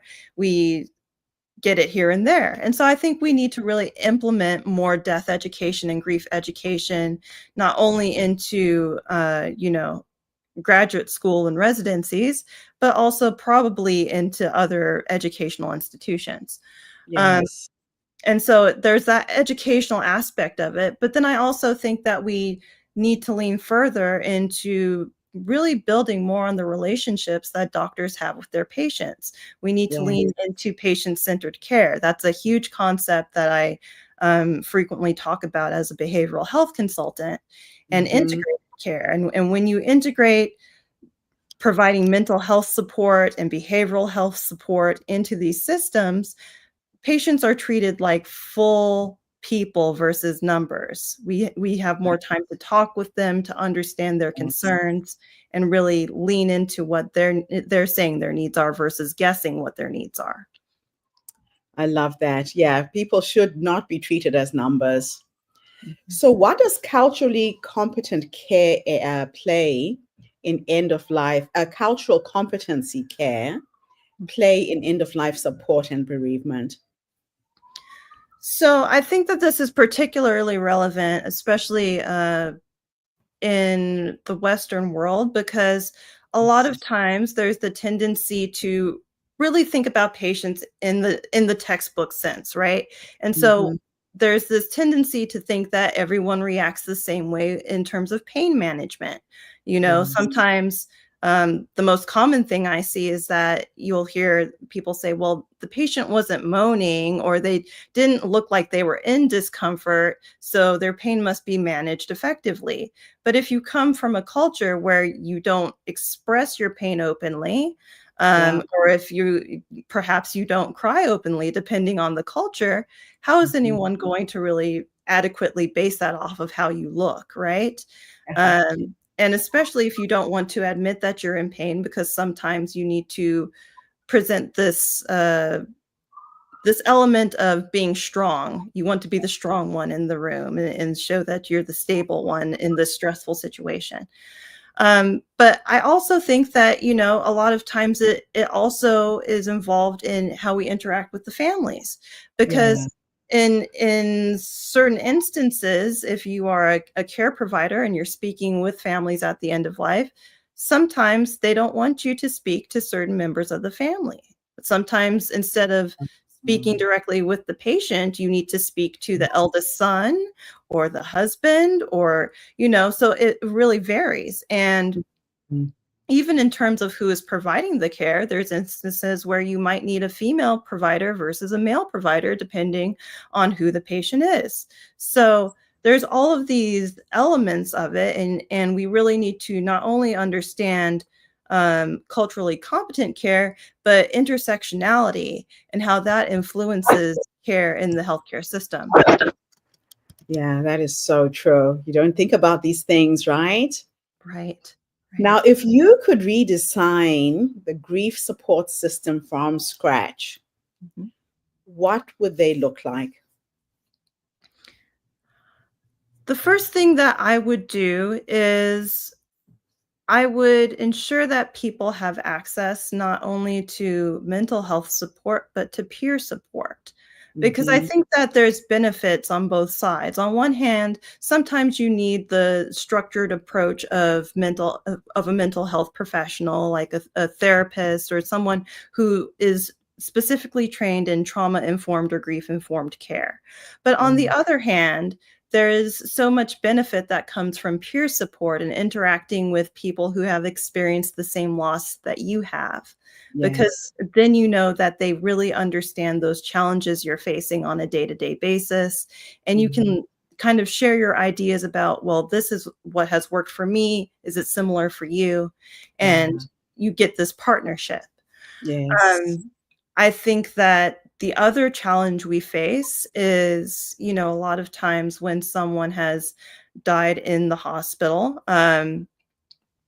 there's not a lot of resources provided, and there's Yeah. plenty of great grief resources available and community resources, but sometimes if the hospital is understaffed, or if there's not enough people to really balance out the amount of deaths that are occurring in the area, they're Mhm. very thinly stretched and they don't have time to compile all of those resources. So, you know, developing comprehensive death education and resources so we can say, hey, this is what to expect next. If you have Yeah. any questions, you can contact us. Having a warm line for grief support would be incredible, because so many people just have questions and want to talk to somebody, you know? Yeah. Yeah. Yeah. Oh my gosh, I could talk to you forever. I've had a lot of loss in my life, and this is a subject very close to my heart. But I thank you so much for coming online today and gracing us with your presence, sharing something that we all need to learn about. We all need to know how to navigate this, because it's going to happen to us sooner or later. So thank you for your work and the support that you are giving people with this. Thank you so much for having me, and thank you for everything that you are doing, not only with this broadcast, but with empowering other women. It's been an absolute pleasure. So we'll let you go and I will introduce my next speaker. Thank you so much. Thank you. Wow, what a morning. We have had some phenomenal speakers today. Like I said, despite all the things that went wrong this morning, everything is going right now. And my next speaker is going to be another incredible, incredible story. So I'll just read her bio before I bring her on. Or actually, maybe I should bring her on and then read her bio. Welcome, welcome, Amy. Lovely to see you again. All right. So, Amy Truman, thank you for being here. She's a best-selling author, a keynote speaker, and a thought leader on the transformative power of holding space. After living 10 years with a broken neck that went undiagnosed for 6 months, she was forced to redefine everything, including what it means to be strong. She discovered that true strength isn't found in pretending to be okay. It's found in presence, softness, and the courage to be real. So, Amy, wonderful to have you back on our platform, my sister. Really excited to hear what you're going to share with us today. The stage is yours. Well, thank you so much for this opportunity to come back and share more of my story and just to pour into those who are watching and those who are listening. I just find it an honor. So thank you. If you looked me up on Google, you will likely find my best-selling books, my face on a Times Square billboard, audiences of thousands who I have helped gain clarity and connection and confidence, my attendance at an Emmys event, rubbing shoulders with celebrities and writers, producers, and directors, and a lot of other exciting things. But what you won't see on Google is the fear, the doubt, the shame, the guilt, and the uncomfortableness that came through all of that are part of my journey that most people don't see. On April 26, 2014, I awoke in the middle of my living room floor with no idea how I got there. 6 months later, I found out that I had passed out and landed on my face on the hardwood floor, and the impact from that fall sheared my brainstem, caused a traumatic brain injury, and broke my neck. So I lived with a broken neck for 6 months before anyone ever knew it. I had to lay flat in bed for 23 hours a day for almost a year because nobody could figure out what was wrong with me. I was working for a major university one day, and the very next day, I couldn't even take myself to the restroom. And I missed that entire year of my children's lives.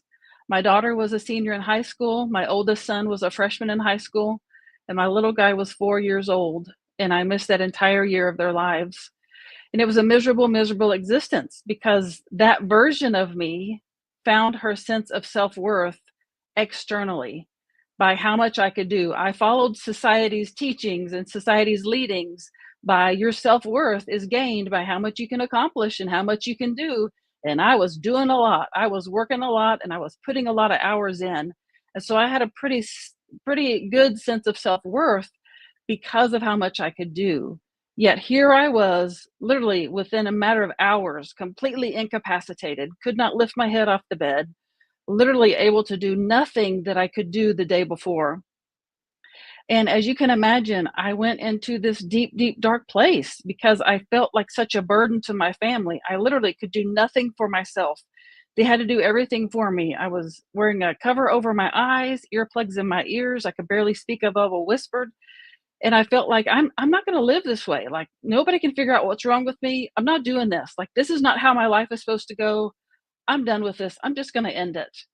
And I knew that I had enough pain medication to make it happen because I was in so much pain. I had so much pain medication and it would be quick and it would be easy and it would be painless. And that was my plan until my heart said to me, what if you don't have to die? What if you could make a different choice? What if you can take the same energy you're using, trying so hard to die, and you flip it around and you use it instead to fight to live?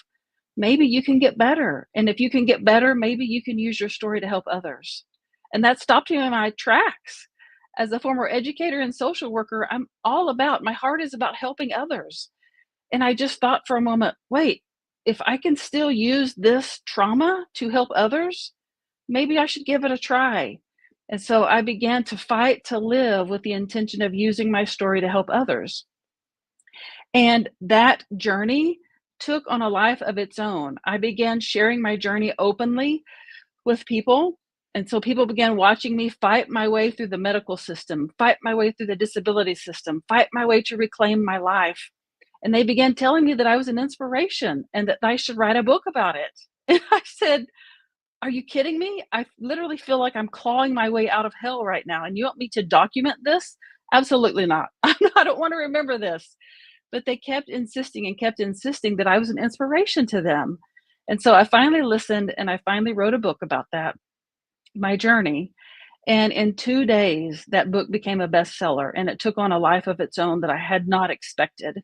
I wrote the book simply because people were saying, you should write a book. I really wanted them to be quiet and stop bothering me about it. So that's why I put it out there, not knowing what would happen. And it took on a life of its own. It took me to the Emmys to meet, like I said earlier, all of these celebrities, writers, producers, and directors.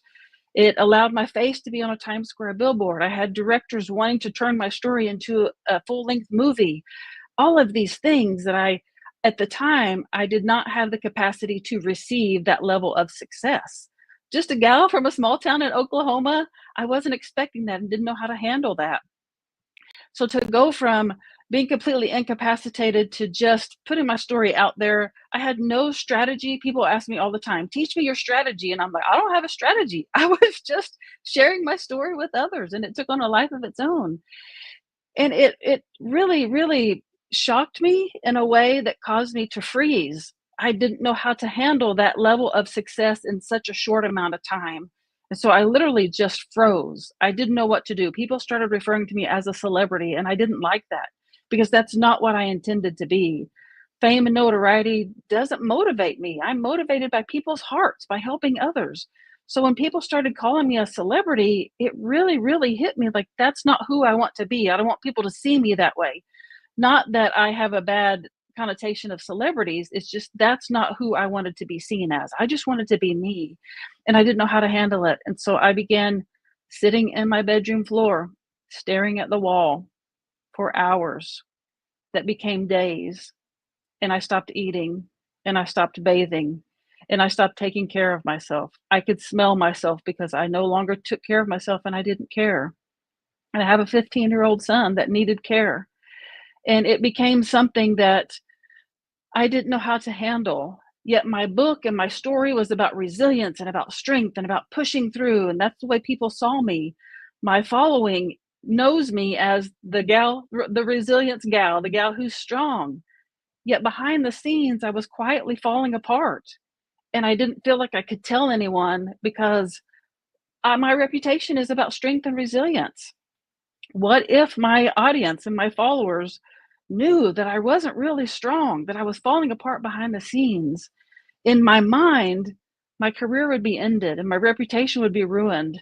And so I did it quietly, I did it privately, and I didn't say anything to anyone.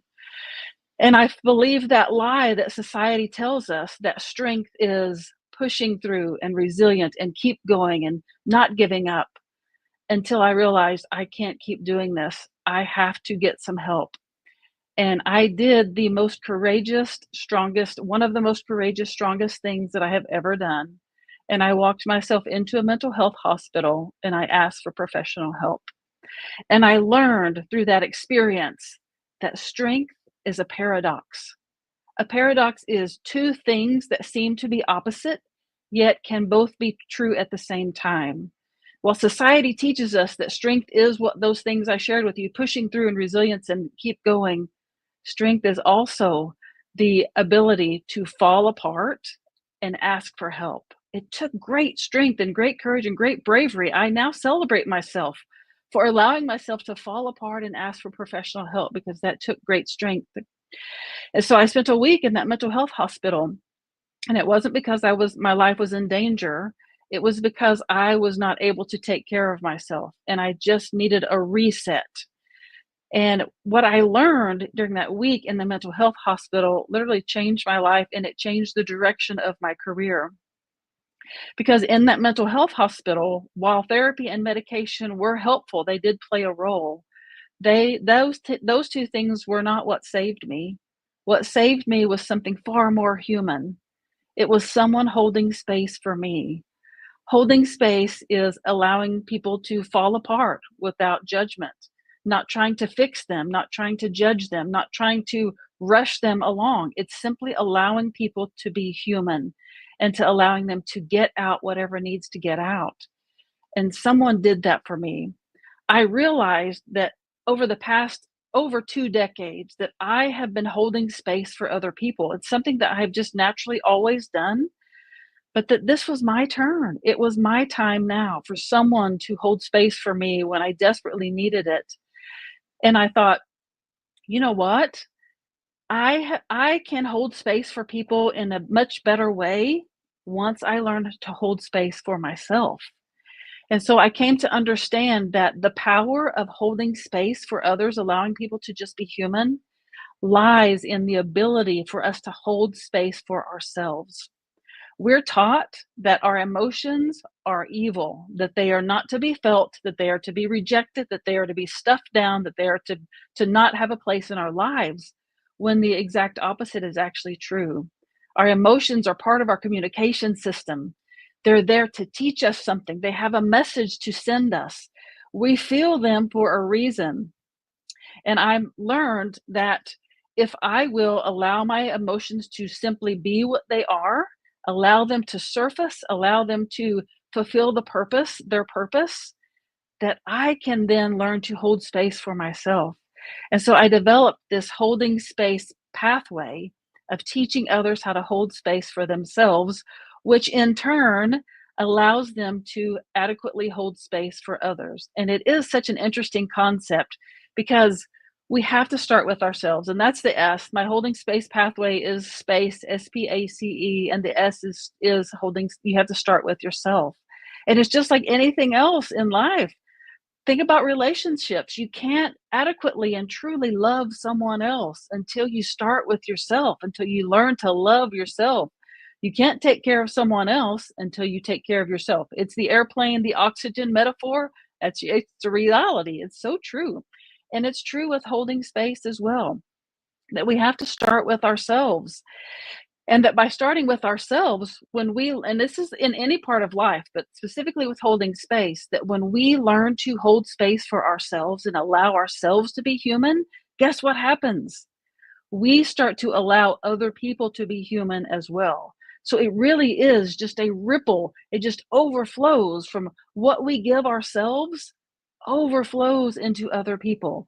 And so we start with ourselves. We learn to accept our emotions. I have a whole program that helps you learn to understand how to do that. With the S, with start with ourselves. And then P is presence. It's all about presence. You know, they say, and I have heard, that we have a mental health crisis. And while there are mental health issues, no doubt, I really feel like the crisis that we have is a presence crisis, that we are more connected than ever because of our devices, yet we are more disconnected than ever because of our devices. And so we are not present with each other. We're working our thumbs on our tablet or on our computer or on our devices, instead of simply putting all of that down and being present and holding space and allowing people to be human. And so the P is for presence. It's not about performance. We are taught to perform. We're taught to wear masks. We're taught to play the roles that we're given so well that we forget to be present with ourselves and with others. And so P is about presence, just allowing yourself to be present, put everything down and sit with yourself and allow yourself to hear what's going on inside and to feel those emotions. The A is for allow, that we allow things to be what they are. We allow them to surface. There's no expectation when holding space for yourself or for others. We don't expect them to do this or to perform that or to be this or to become that. You simply allow yourself and allow whatever surfaces to be. If it's anger that needs to surface, you allow it to surface. You don't hold it. You don't push it down like we're taught to do. If it's tears that need to come up, you let them come up and you let them flow. If it's silence that is what you need, then you sit in silence with yourself until you're ready to move on, until you're ready to face something else, until something else comes up that needs to break that silence. So whatever it is that needs to happen and that needs to simply be in that moment, you allow it to be. And the C is for compassion. It is a judgment-free zone, that we are not judging what comes up like we're taught to do. When something comes up, we push it away, because if it's anxiety is something that almost everyone deals with on some level. So when we feel that feeling of anxiety in our bodies, we instantly are like, that's bad, make it go away, make it stop. And we say things to ourselves like, why are you feeling this way? Why are you doing this? Stop feeling this way, stop doing this. But the C is for compassion, that we just allow we allow that emotion to be what it is, and we don't judge it. We don't say it's good or bad. We see it with compassion and we hold it. We hold space for that emotion, whatever it is. And then the E is for exit with care. We are not taught to leave heavy conversations, to leave things like this in a mindful way, in a loving way, in a graceful way. We want to stop it as soon as we can. We want it to end. We want it to move on. We want to rush it. We want to fix it. We want to steer people in a direction so that they can move on from it instead of just allowing it to unfold the way it needs to unfold. And so E is to exit with care. Say, thank you for allowing me to hold space for you. You're holding space for yourself. Thank yourself for being willing to hold that space for yourself, to sit with it, to feel the feelings, to allow the things to surface so that they can serve their purpose. And you say to yourself things like, thank you. I appreciate you. I'm grateful for you. This time was well spent. Or if you're holding space for someone else, you thank them. You're grateful for them. And you leave that bridge open. What we do so often is we just cut it off so that the conversation ends. It's all done. Okay, we're moving on now to the next thing. No, that's not the way this works. It's intended to leave the bridge open so that if it needs to be revisited, you can revisit it easily. You don't have to build the bridge again. You just simply turn and walk across the bridge this time. And so exiting with care is very important. And holding space for yourself and other people, I believe it can literally change the world. Again, what I said is that we have a presence crisis. Learning to be with ourselves and allowing ourselves to be human and allowing other people to be human is what people are starving for. When 50% of people who have suicidal thoughts never tell a soul, not because they don't think people care, they don't say anything because they don't think people can hold their pain. When 80% of people say that they don't share what they're experiencing because they feel like they'll be judged, we have a real problem. So I believe that this concept can be healing in so many ways, but again, we have to start with ourselves. And I had lunch with a friend today, and she said to me, think about the version of you just 2 years ago. How different are you now? And I thought about that, and it really hit me. I am such a different version of me now.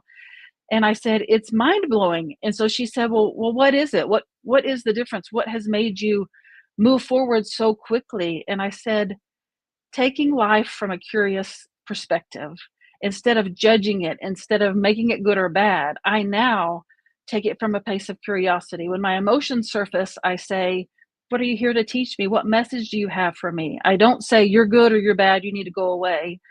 I just start asking my emotions questions and my body starts responding. Again, it's part of our communication system. And I think it can be so powerful. And I'm excited to share it with the world. I'm excited to share this message so that more of us can heal and get the care that we need so that, and to talk more about mental health, to break that stigma of mental health being a taboo subject. It's something that almost everyone deals with, and we need to start talking about it in a more healthy way. And that's one of my missions as well. And so I'm just grateful to be here, be able to share that with you, and be able to support you and what you're doing. Thank you again so much for this opportunity.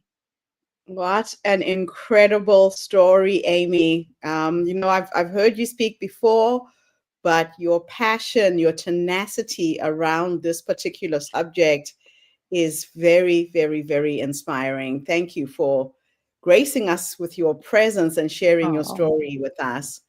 So I'm going to ask you a few questions just to really unpack everything you've gone through. Let's go back and talk about the beginning. What was the most difficult part about living for 6 months with an undiagnosed broken neck and brain injury? I think I forgot to say that I ended up living 10 years with a broken neck. Like my neck was broken for 10 full years before it healed. But yes, it was the not knowing, the 6 months of just not knowing what was happening. I knew that something was wrong, obviously, because I couldn't lift my head off the bed without pain, but the doctors weren't figuring it out. And so I am a pretty determined person, and I just began advocating for myself. It was literally my fourth neurologist who said to me, "Has anyone ever looked at your neck? I think you have a neck injury." And I said, "No." But it was because nobody, they were the first three neurologists, they helped in different ways, but they didn't figure out that it was my neck. And so I just kept pushing and pushing and pushing. But the hardest part was just living with the unknown. I was determined to figure it out, to find someone who knew what to look for. But that unknown, I tell you what, it's scary and it's hard. It really is. It's so interesting. Now, you said that your sense of worth was tied to what you could do. How did losing your ability challenge your identity? Boy, I really did. I sought external validation. Like, that's where I got everything. Validation was from externally, what other people thought, what other people said. I really was not connected with myself, my inner being at that time, because all of my validation was sought from external factors. And so at the time, it did not seem like a gift, let me tell you. But now, as I look back on it, it was such a gift to be incapacitated, to not be able to do anything, because it forced me into introspection. I had to dig deep. I had to figure out what I was made of. I had to figure out what was going on inside of me before I could do anything to change what was going on outside of me. And that was really, really a powerful, powerful thing. And it was a quote by Rumi that changed everything for me. Really short quote that goes like this: "Ye who seek God apart, that which you seek thou art. If you wish to seek the beloved's face, polish the mirror and gaze into that space." And that polish the mirror is what my business is named now, because that quote told me that every answer I seek can be found within. That quote taught me that I was looking in the wrong place for all the answers. That knight in shining armor that I was waiting to come rescue me was found in my reflection in the mirror, had been there the whole time. I just was looking in the wrong place. And so that was the most powerful thing for me, was the introspective piece, getting to know who I am at my core and being able to live from that version of myself and step into this path that was always meant for me. It's amazing. That's what is it? Michael Jackson who sang "The Man in the Mirror." It's always the last place we look, right? Yes, exactly. My gosh. So, what inner resources helped you to fight your way back when you had to relearn how to walk and rebuild your strength? It really was that promise that I made when I was incapacitated in that bed. I'm going to use my story to help others. I didn't know what it meant at the time. I Yeah. just knew that was what kept me going. I made a promise to myself and to, I didn't know who I was going to help, but I made that promise that I'm going to fight to live so I can use my story to help others. And it was that motto that kept me going. I'm going to use this to help others. This is going to be used to help others. That was my whole concept and the whole thing that really pushed me forward. And don't get me wrong, there are times when I wanted to give up, when I said, "Forget this, I'm done. I'm just going to sit here and wither away and I'm not fighting anymore." But inside it still burned. It still burned in me, like you can't give up. You just can't give up. There are people in this world who need your story and need your light. You got to keep going. And so it really was that helped me push through. And it was a roller coaster. If you read my book, people say it was such a roller coaster, so many ups and downs and ups and downs. And that's life, right? It's just how life Yes. is. So let's talk a little bit about your book, Finding My Hero Within. What was the healing process like in writing it? Man, I say to people, I think everyone needs to write a book. Whether you publish it, whatever you're going to do with it, the healing that came to me from just writing that book, from getting that out, because it was living inside me. And I have to share that I started and stopped and started and stopped writing that book so many times I lost count because it was so difficult. It was Yeah. reliving the trauma. You know, the trauma lives in our body, and my body was just heaving with this trauma. Like, I don't want to relive this. I moved beyond it for a reason. I don't want to relive it. And so I Yeah. decided I'm not going to write this book. It's too hard. And a friend said to me, have you ever thought about writing it from the version of you that you are now, not the version of you that you were then?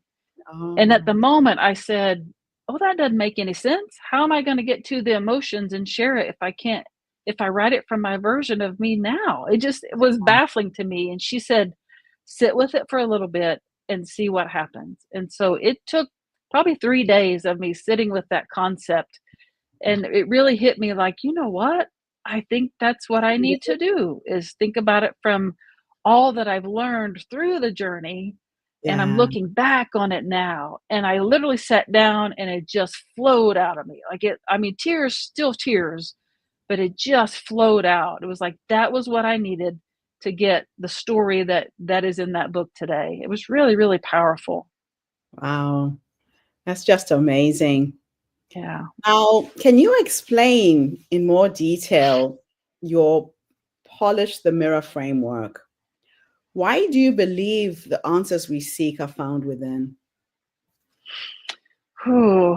I believe that our souls came here knowing who we are and what our purpose is in this life, and that Mhm. well-meaning people in our lives convinced us otherwise, told us that what we thought and what we believed didn't make sense and weren't good, and they moved us in a direction that away from who we came here to be. And so really polishing the mirror is just a process of helping you see the things that are on your mirror that aren't you. It's a process of helping you remove the things that aren't you, the things that you were taught to be, that you didn't come here with, but that you were taught to be. And it's Yes. removing them. And so the framework is 3 steps. The first one is self-discovery, because I feel like we know more about other people than we know about ourselves. We spend time getting to know other people. We don't spend time getting to know ourselves, but we have to do that. And so the first step is self discovery. And then from self discovery, we move into self value. Once you know what's there, who you really are, then you learn what's valuable about you, what's to love about you, what's to celebrate about you. And then Mhm. from there, you go to self alignment. Once you learn what's there to love and to celebrate about you, then you can understand, is what I'm doing aligned with the highest, the truest version of myself? Is this who I came here to be? And you can feel in your body whether it's true or not. So it's 3 steps: self discovery, self value, and self alignment. And it really, really is a powerful process that has helped people redirect their entire lives into living the life of their dreams. It just is such a gift. I'm just so grateful. Wow. You went through everything you went through, so you can teach. It's amazing. Yes, I So, believe that. how did it feel to suddenly be seen as an inspiration when you were still navigating your own pain? It was very humbling, and it still is. It still is. I think it's because, like I said, I really am about people's hearts. I want to help people change their lives. I don't want it to be about me. And I've been that way my whole life. Like, I am an introvert. I really do like to spend time alone. I don't like to be in the public eye. Yet I have been thrust out here, but I want to help other people see themselves. And I like to say that I get to introduce people to the truest, the highest version of themselves. And Right. so when it becomes about me, it becomes uncomfortable. And when people Mhm. started saying, you're such an inspiration, and calling me a celebrity, and I go out to in the town where I live in and people want to take pictures with me, and it just didn't feel good in my body, because that's not who I am. That's not what I'm about. But a Right. friend said to me, this helped me a lot. If anyone else is going through this helped me a lot. A friend said to me, Amy, you need to understand that this is not a title that you gave yourself. You're not out there calling yourself a celebrity. This is something Yes. that other people are a title people are giving you Mm, because your message is positively impacting them in a way that that's the way they see you. And it shocked me. I was like, oh, that makes sense. Like, this is not something I did for myself. This is something that my mission is impacting them so greatly that that's the way they see me. And so mm. I can accept that. I can accept that. But it was really, really hard to transition into that for a while. Wow. What an incredible journey. So I have a few It- more questions for you. sure. Success brought another collapse for you. What did burnout teach you about the limits of resilience? When I talk about resilience, because I have a nonprofit called Resilient Futures that helps students learn to be resilient. And Okay. when I talk to them, I tell them that resilience is like a rubber band, because we are all familiar with a rubber band. And that when you first get a rubber band out of the package and you stretch it, it will only go so far. But the Yes. more you stretch it, the further it gets. Like, the more you can pull on it, it stretches further and further and further. And that resilience is like that at first it doesn't go very far, but we have to be stretched. It's in the stretching that the resilience comes in, that teaches us how to be resilient and how to go further and how to handle more. But we forget Yes. that the stretching part is a really important part of that we think Yeah. that we don't have to go through the stretching, but that's the most important piece. And then people say to me, but if you stretch it too far, it breaks, it flips you, and it hurts. And I say, yes, exactly. So you have to know yourself well enough to Yeah. know when your rubber band is being stretched to the limit so that it That's doesn't it. break. You use your tools, you use what works for you so that you don't get to the point where it breaks. And Mm. I love to explain resilience that way because I think it really hits home and people understand it much better that way. And now you talk about rewriting the definition of strength. What does strength mean to you now? Oh, I truly do believe that strength is a paradox, that it can Mhm. mean more than one thing. Mhm. And when I was so in the resilience space and so in the strength and push through and don't give up space, I did look at falling apart as weakness. But Mm. being on the other side of that, I see the strength that it requires. I Mm. can't explain the amount of bravery and courage and strength it took for me to publicly admit that I fell apart and I asked for professional help. And that Yeah. was something that I did do publicly. That I'm all about, my hashtag is authentically Amy because I want to be authentic in everything I do. And so Yeah. I publicly shared my mental health journey and allowed people to see that I fell apart and that I'm rebuilding and I'm relearning about how to do this with this new version of myself. And people message me, I overflow of messages, mostly from men, which was really interesting, that men don't want to admit publicly that they're struggling, but they would Yeah. private message me saying, keep talking about this, you're helping more of us than you realize. And just for an example, one man I met on LinkedIn, I don't know how we connected, but he Mm. started messaging me saying that, keep talking about this, you're helping a lot of men, you don't even realize it. And we had conversation. I just posed a few questions to him to make him curious about his journey. And then he shared publicly on LinkedIn that because of the conversation with me, that he went to see his psychiatrist and was diagnosed with bipolar disorder as an adult, had been Okay. dealing with it his entire life, but now he knows what it is and he's spreading the message too. So it's really, really a powerful thing for us to talk about it openly and to see Yes. it as a strength, to see it more Yeah. as a strength and not as a weakness. I love it. I absolutely love it. Ooh, I could talk to you forever on this topic. You know that when you and I connected, I just was inspired with what you've done with your tragedy, with rebuilding your health, and now you're empowering so many other people.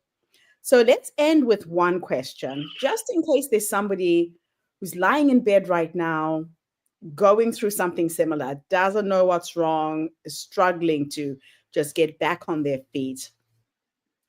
If you could impart 3 nuggets of wisdom based on what life has taught you up until this point, what would those 3 nuggets of wisdom be? Oh gosh. I think the 3 nuggets of wisdom would be to don't give up on yourself.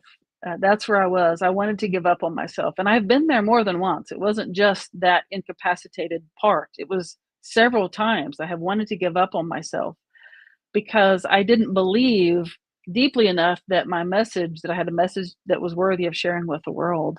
But the first thing would be to not give up on yourself, that you have to believe in yourself. If you're not advocating or if you're not believing in yourself, then other people won't either. And I know that's hard if you're lying there in that bed, unable to do anything, unable to see your purpose or see what you can do. It's so, so hard. But that belief is still in you. It's still there. It's down deep in there. And you may have to dig really, really deep to find it, but it's still there. So don't give up on yourself. Continue believing and showing up for yourself, and just moving in the direction that you know that you're supposed to move. Second is that you are more powerful than you think. That we this whole idea of strength, we have such a power within us that we just don't know how to tap into, that it's inside of every one of us. And like I said, we came here with it and it's been covered up with all these layers. It's clouded in our mirrors, but it's still there. And knowing that you have that power in there, that you can find it, and you can dig deep and find it, is really, really powerful. And so again, in conjunction with continuing to believe in yourself, also believe in that power that lies inside of you, because you have a reason for being here. That's my third thing is, there's one of my favorite songs has lyrics that say, if you're still breathing, there's a reason. And I firmly believe that we are still here, we're still breathing for a reason. We may not be able to see it, but we have to just know in our souls and in our guts that we have a reason for being here if we're still breathing. Just don't give up. Just hang in there and keep going. And the journey will unfold itself if you allow it to. I love that last one. My grandmother used to say, so long as you're 6 feet above the ground, the job's not done. So you'll have So something. true. Yeah. Yes, so true. Amy, it's been absolutely wonderful sharing you with our community. Your energy, your zest is infectious. Please Thank keep you. doing what you're doing. You are just absolutely phenomenal. Thank you so much for being here today. Thank you. I appreciate it. It's just an honor. I'm so grateful. Thank you. I'm glad our paths crossed. And the next stage is to get you on TED. So I'll be calling you and seeing how we can get that done. Sounds like a plan. Thank you. Thank you, Amy. And thank you to everybody who's tuned in so far. And I'll let you go, Amy. Thank you. Okay. Thank you. My next speaker is coming to us virtually. An incredible woman who I met very, very recently. Jane Hung is a British humanitarian. She is a writer, a grief-transformed activist based in Hong Kong. After tragically losing her 30-year-old daughter, Becky, to rape and murder in Beirut in 2017, Jane turned unimaginable pain into purpose.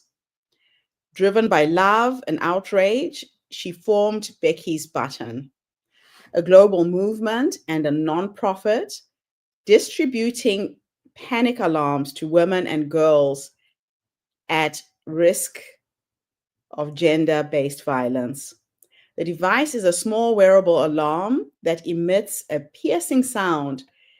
It's already helping protect lives in Lebanon, Jordan, Pakistan, and in the UK.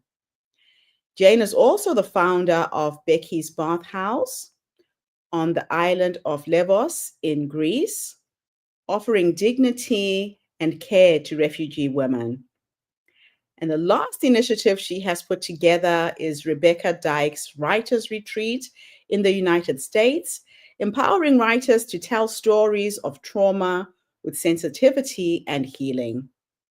Her work focuses on co-creating safety strategies within schools and universities, including with young men, to challenge cultural norms about gender-based violence.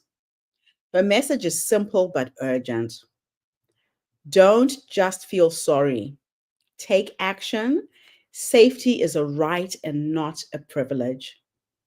With every story she tells, Jane reclaims her daughter's voice. This advocacy and education and innovation, she is building a world where no other mother has to stand in her place. So I'm really honored to share Jane Hong with you today. She is going to come to us via video, which I'm just queuing up now. And Jane, it's an absolute pleasure to be able to share your story during the summit.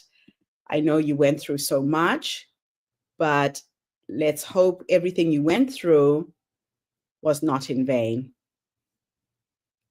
My daughter, Becky, took a taxi home for safety, but that choice took her life. And this is all I have left of her, a trinket with a clump of hair I cut from her head before the funeral. My name is Jane Hong. I'm a writer, a charity worker, and a mother. In 2017, my life changed forever. Becky was raped and murdered while trying to get home safely in Beirut, Lebanon. She was 30, smart, kind, a manager of humanitarian projects working at the British Embassy. And that night, she did what most of us teach our daughters to do. Don't walk alone. Take a taxi. Her life ended because she trusted a system that failed her. When I received the news, I couldn't stop wailing her name. Becky, Becky. There are no words for the moment a parent hears their child is gone, killed by another human being. Grief is the price we pay for love. But I knew I had a choice: collapse into despair or turn my pain into purpose. That same year, 83,000 women were killed globally due to gender-based violence. That's not just a number. That's 83,000 stories like Becky's, unfinished, silenced, forgotten. Gender-based violence doesn't discriminate. It exists in every country, across every class, every race, every religion. It's rampant, insidious, and often ignored. But I couldn't ignore it, not after what happened to Becky. I didn't want her name to be a mere footnote in a statistic. I couldn't bring her back, but I could devote the rest of my life to protect others from a similar fate. So I began to speak out, to study, to listen, to act. I became an advocate.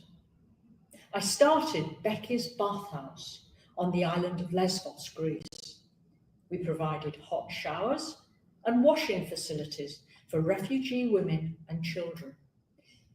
It was a small oasis of dignity near a chaotic camp where thousands suffered in silence. I launched Rebecca Dyke's Writers in the United States. It's an annual retreat where kidlit writers come together to help each other craft stories of tragedy with sensitivity, to spark healing instead of trauma. And then there's Becky's Button. Becky's button is a small wearable panic alarm that emits a loud, high-pitched sound when pressed. It doesn't rely on GPS or data. It's simple, affordable, loud enough to shock an attacker and alert others. But it's not a miracle device. It's a preventative tool that seeks to disrupt the root cause of violence. And it buys the wearer a few precious seconds to escape. I believe this device could have saved Becky's life. This belief haunts me, but it also drives me. Since 2021, we've distributed Becky's buttons across Lebanon, Jordan, Pakistan, and the UK. Our charity gives them away to the most vulnerable because we believe personal safety is a right, not a privilege. We're not selling fear, we're investing in hope. Hope for a future where women are more empowered, where girls grow up believing they have the right to be safe. So my story isn't just about me. It's about a need for a shift of consciousness. We work with schools and universities, engaging young people in co-creating safety strategies. We don't lecture, we listen. We ask, what would make you feel safer on campus? Why don't you report assaults? What stops you from speaking up? And we talk to young men too, not to accuse, but to include. After all, most men don't go around hurting women. So gender-based violence isn't only a woman's issue, it's a human issue. And it will only end when we raise a generation that believes in consent, respect, and accountability. People ask how I keep going. The truth? It's hard. I suffer. Grief comes in waves. Some days I despair, but I'm doing it for Becky, and her death has made me a better person. I don't want her death to be in vain. I want to turn darkness to light. I've avoided numbing my pain by alcohol or medication. Instead, I turn to nature, to poetry, to music. I walk, I breathe, I write, I cry. And one thing is clear, I don't want your sympathy. I appreciate your kindness, but I want change.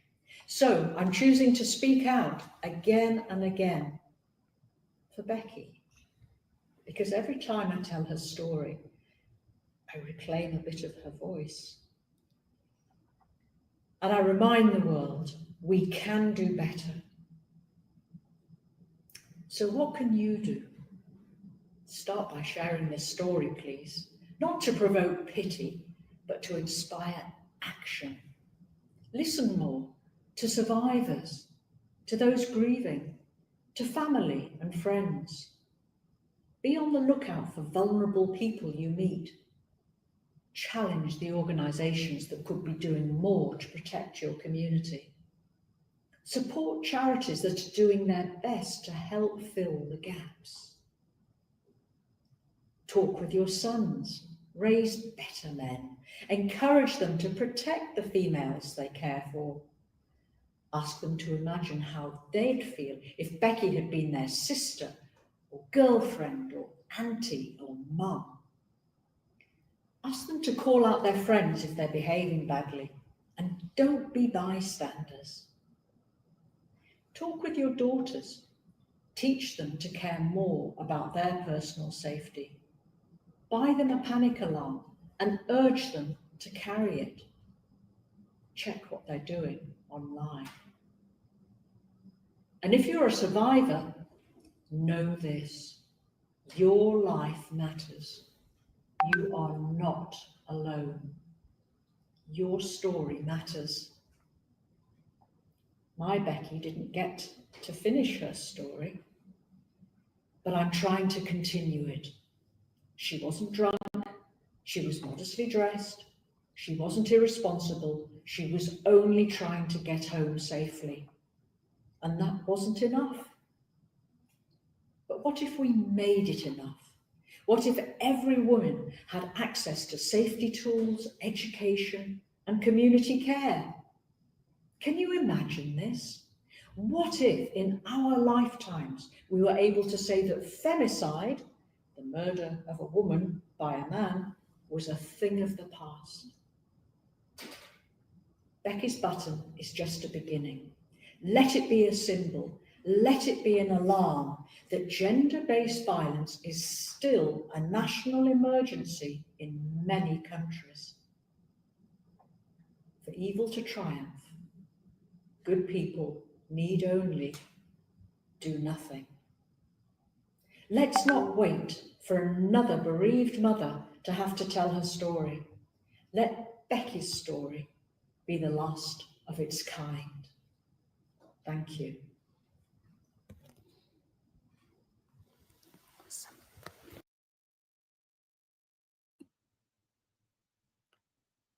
Wow, that is an incredible woman with a very, very sad story.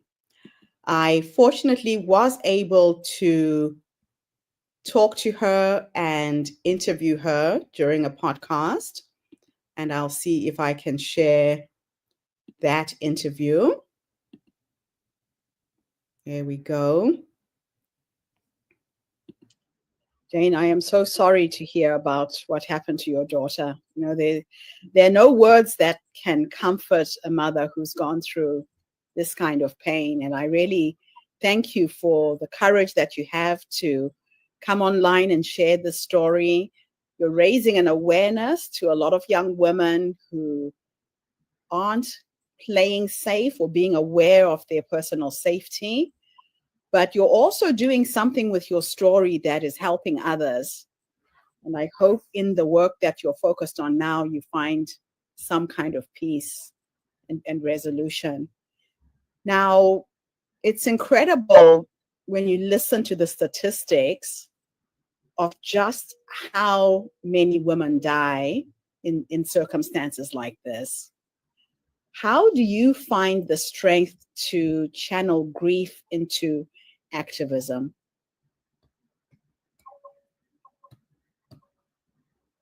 I think grief is the price we pay for love, and I love my daughter very much indeed. I remain incensed by what's happened. I'm not naturally an angry person. I like to think I'm a very reasonable person. But what's the point of turning this into more tragedy? I believe my duty is to try to turn darkness into light. Mm-hmm. And for me, at a personal level, this has helped me more than anything. You know why? Because I'm meeting young people that could have, they're someone else's daughter. I like to work with young people. I tell them the story. It wakes them up. I think, I don't want my daughter's life to be in vain, and it won't be as long as what I'm doing and this personal safety device does help some people in times of great need. Wow. So why is it important to talk openly about sexual and gender-based violence? And was the perpetrator someone she knew? Was it someone familiar to her, or was it a stranger? All right. It's important because it's everywhere. I mean, the issue of sexual and gender-based violence. Yeah. The perpetrator was found very quickly, and he's now serving a life sentence in a prison, a terrible prison, actually, and the conditions are appalling. So it happened in a taxi. and he was a stranger. This kind of murder is very unusual, actually, if you break down the statistics. And that, yeah, so and now these days, not only have we got, you know, femicide, murder, but we have assault, you know, we have abuse, we have domestic violence. That's the largest if you break down the percentage. And then we have the online sexual harassment that is going on most disturbingly, especially within the younger generations. Yeah. It doesn't stop. So what challenges have you faced in building this global movement?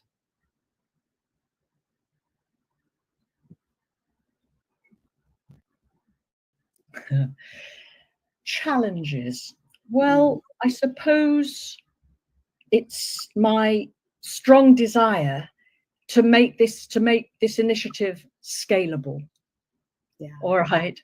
I mean, it sounds very idealistic. We're a global initiative, you know, we want to do lots of things in the world, but actually the details of making, I mean, for example, Becky's button, legal in countries is an issue. It is, what other challenges? Funnily enough, I feel, honestly, my experience, I've just had open doors a lot of the way. There's been a lot of serendipity. I don't know why, but we are now, you know, within 4 years, I started this in 2021. We're operating in Lebanon, where it happened, Jordan, Pakistan, and in the UK. We registered the charity earlier this year in the UK, mainly to get funds, because, yeah, no money, no talk. So, and the other sort of, I guess it's unique advantage my charity has is that Becky was working for the British government. All right. And her story is particularly tragic. You know, she wasn't drunk. She wasn't dressed immodestly. It wasn't that late. You can't point fingers at anything she did. She got a taxi for her own safety. She could have walked. It was a 15-minute walk. She chose to get a taxi. So about challenges, I don't find so much. It's just if people hear the story, they want to do something. Yeah, that's good. Now, how can communities support survivors of gender-based violence more effectively? Oh, that's a big one. We work with younger generations. This is a personal, it's a choice after 4 years of experience. Why? Because a lot of them are in closed communities. Right. Either at secondary school or at universities. Also, we can talk to young men as well as women. Not accusing them, just saying, look, guys, you know, this is what happens, and you're male, you know, what are we going to do about it in your generation?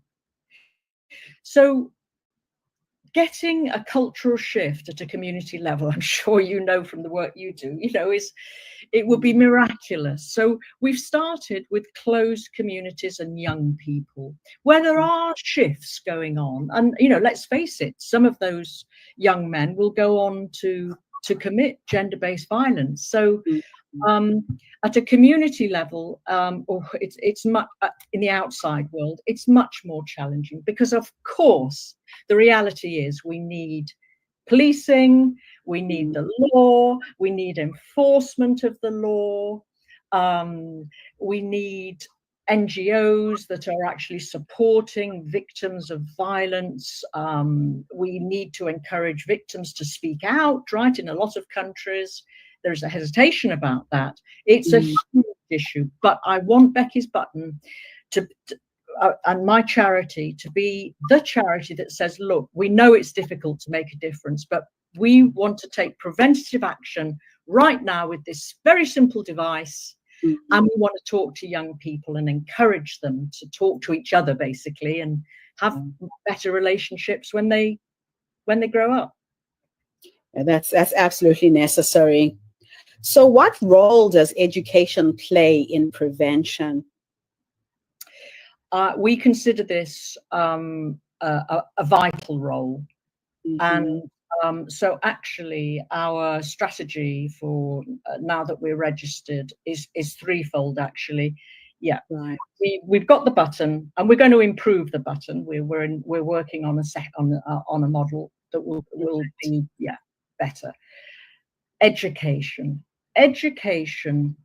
is encouraging young people, especially, right? They're still in the educational establishments, to actually debate about the idea, get the facts, debate, think, change, So without education, the challenge is much greater, let's say, with this big picture of gradual cultural shifts. Yeah. So we feel this so strongly that all the projects we're doing this year, we are co-creating with students. We ask them to brainstorm about, what could be done in their university to make unsafe places safer. All right, or what needs do they need if they are attacked? Young girls, why don't you go and report? Why? Yeah. So let the young people tell us what they need. So that's why we co-create as much as we can. I think that's the only way to do it, because then they have buy-in right from the beginning. They're a part of creating this movement, this wave. So how can technology be used ethically to support vulnerable people? And why are you having a problem with getting this device legal? I don't understand that.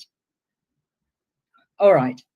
One way that we've got round potentially legal issues is that at present, Becky's button. Oh, I haven't even showed it to you. Becky's button doesn't have GPS. It has very limited functionality. It just has a high decibel sound, and that was within legal limits. That's actually the only legal limitation. But of course, with all the changes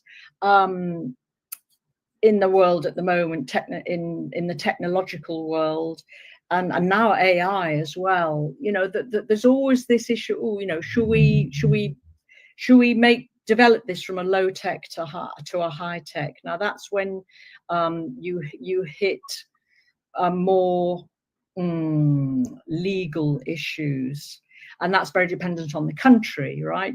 I'm sure many countries GPS isn't open, because there are many areas. And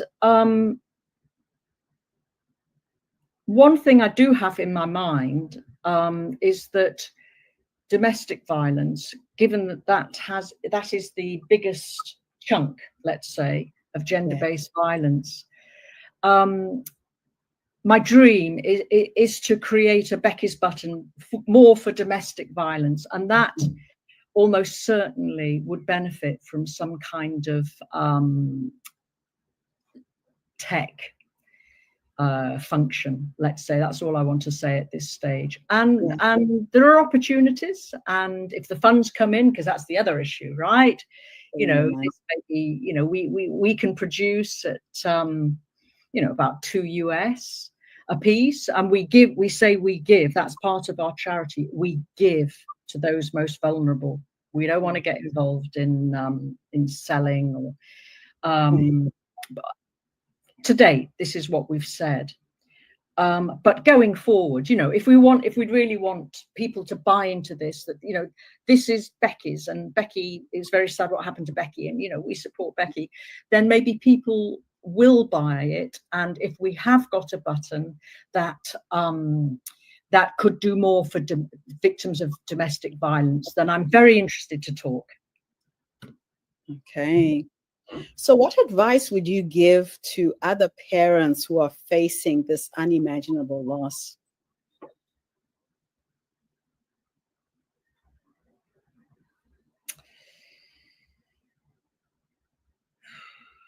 Well, everybody gets through in different ways. We all get through our grief in different ways. And I speak with sort of suffering in my heart saying that. The fallout within a family it is huge. We all get through grief in different ways. But all I can say for myself is I could see a slippery slope, right? I could go that way. And actually, I met someone at my daughter's funeral, and she was a young person, and she was so she's young. They were all late 20s and things, and she sort of said, "Oh, it's funny that I live in a block of flats, and there's a woman that lost her son, and since the day he died, she wears black, and now she just stays in her flat." And I thought, oh dear, so there was a slippery slope. I could have gone down that, but what use am I to anyone? I made a very deliberate choice to cleanse my life, if you like. You could say it's been as much a spiritual quest as anything else, this. But I avoided drugs. I avoided, alcohol, all the things that many people would naturally go to. And I'm not saying, I was very aware that would lead to somewhere I didn't want to go. And I exercised. I've kept myself fit because I firmly believe that a healthy body is a healthy mind. It's all interrelated. And if I exercised, I could sleep. I mean, not all the time, but you get the idea. I mean, that was my route to getting through this. And of course I have bad, sad days, especially anniversaries. But overall, I would say to someone and that's another thing I found, Gertrude. I mean, it was never not why me, it's why not me, right? Tens of thousands of parents lose their children, not just to murder, but, accidents, illness, so many things. So I wanted to keep strong for my remaining daughter. Thank God I have another daughter, and now I have 2 grandsons. I wanted to keep strong for Becky's friends. They were devastated. Some of them have never gone back to work. They were mentally disturbed. They just couldn't believe it. I want to keep strong for my family and my loved ones. That's your compass. That's what keeps you focused. It's just amazing. Absolutely amazing. Now, how do you balance personal healing with public advocacy? You're juggling quite a few balls here. I believe it's a bit paradoxical, but by public advocacy, that is my healing. It's very hard to make me feel joyful. And I can say that the moments of joy are when I see that through the industry of my team and my charity, that I've changed people's lives for the better. That's my healing. Yeah. That's what keeps you going. And the beauty is that you're seeing the results of your work now. It's not just a concept. It's transformed my life. It's taken me on a totally different trajectory. And this is just a personal sort of choices. But, do I want to spend the rest of my life sort of going cruising or, holidays? I can't do that. I feel like for the sake of my daughter, I will continue to speak out as long as I can. And I firmly believe that for evil to triumph, good people must do nothing. Right? I want to do something. I'm not saying, I'm a great person, but that's a lot where my motivation comes from. It's just amazing. I have a good friend of mine who's chiming in from the UK, Nyasha Gwatizo. Thank you for your comments there on LinkedIn. She said gender violence is so cruel. And thank you for bringing these topics alive. Thank you, so much. Nisha. Yeah. Wow.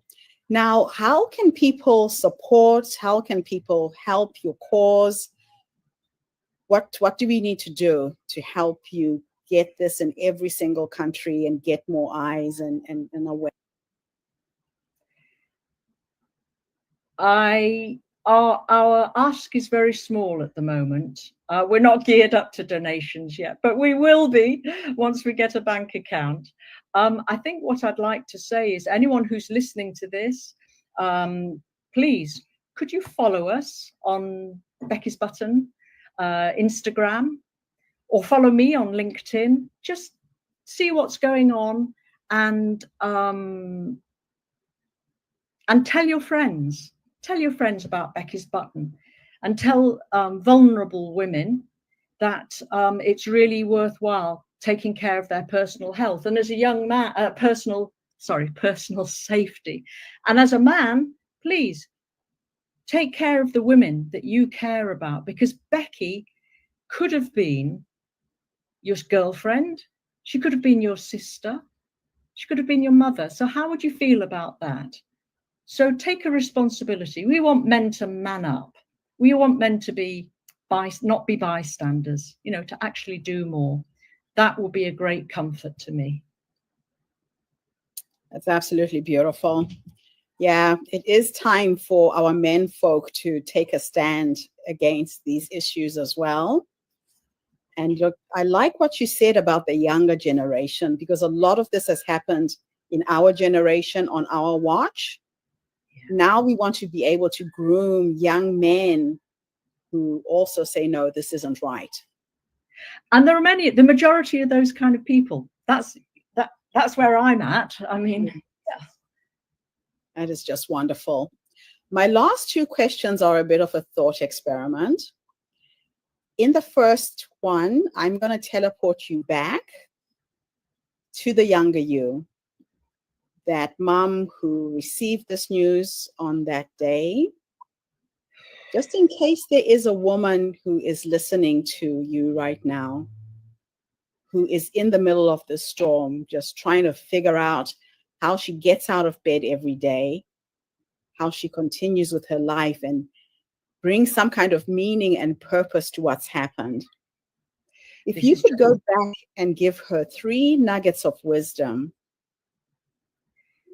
This is what worked for me, all right? And everybody copes with grief a different way. At one stage, when I was writing a book about my daughter, everything I could remember about my daughter, that was the time that if anything, I broke down. I was so sad.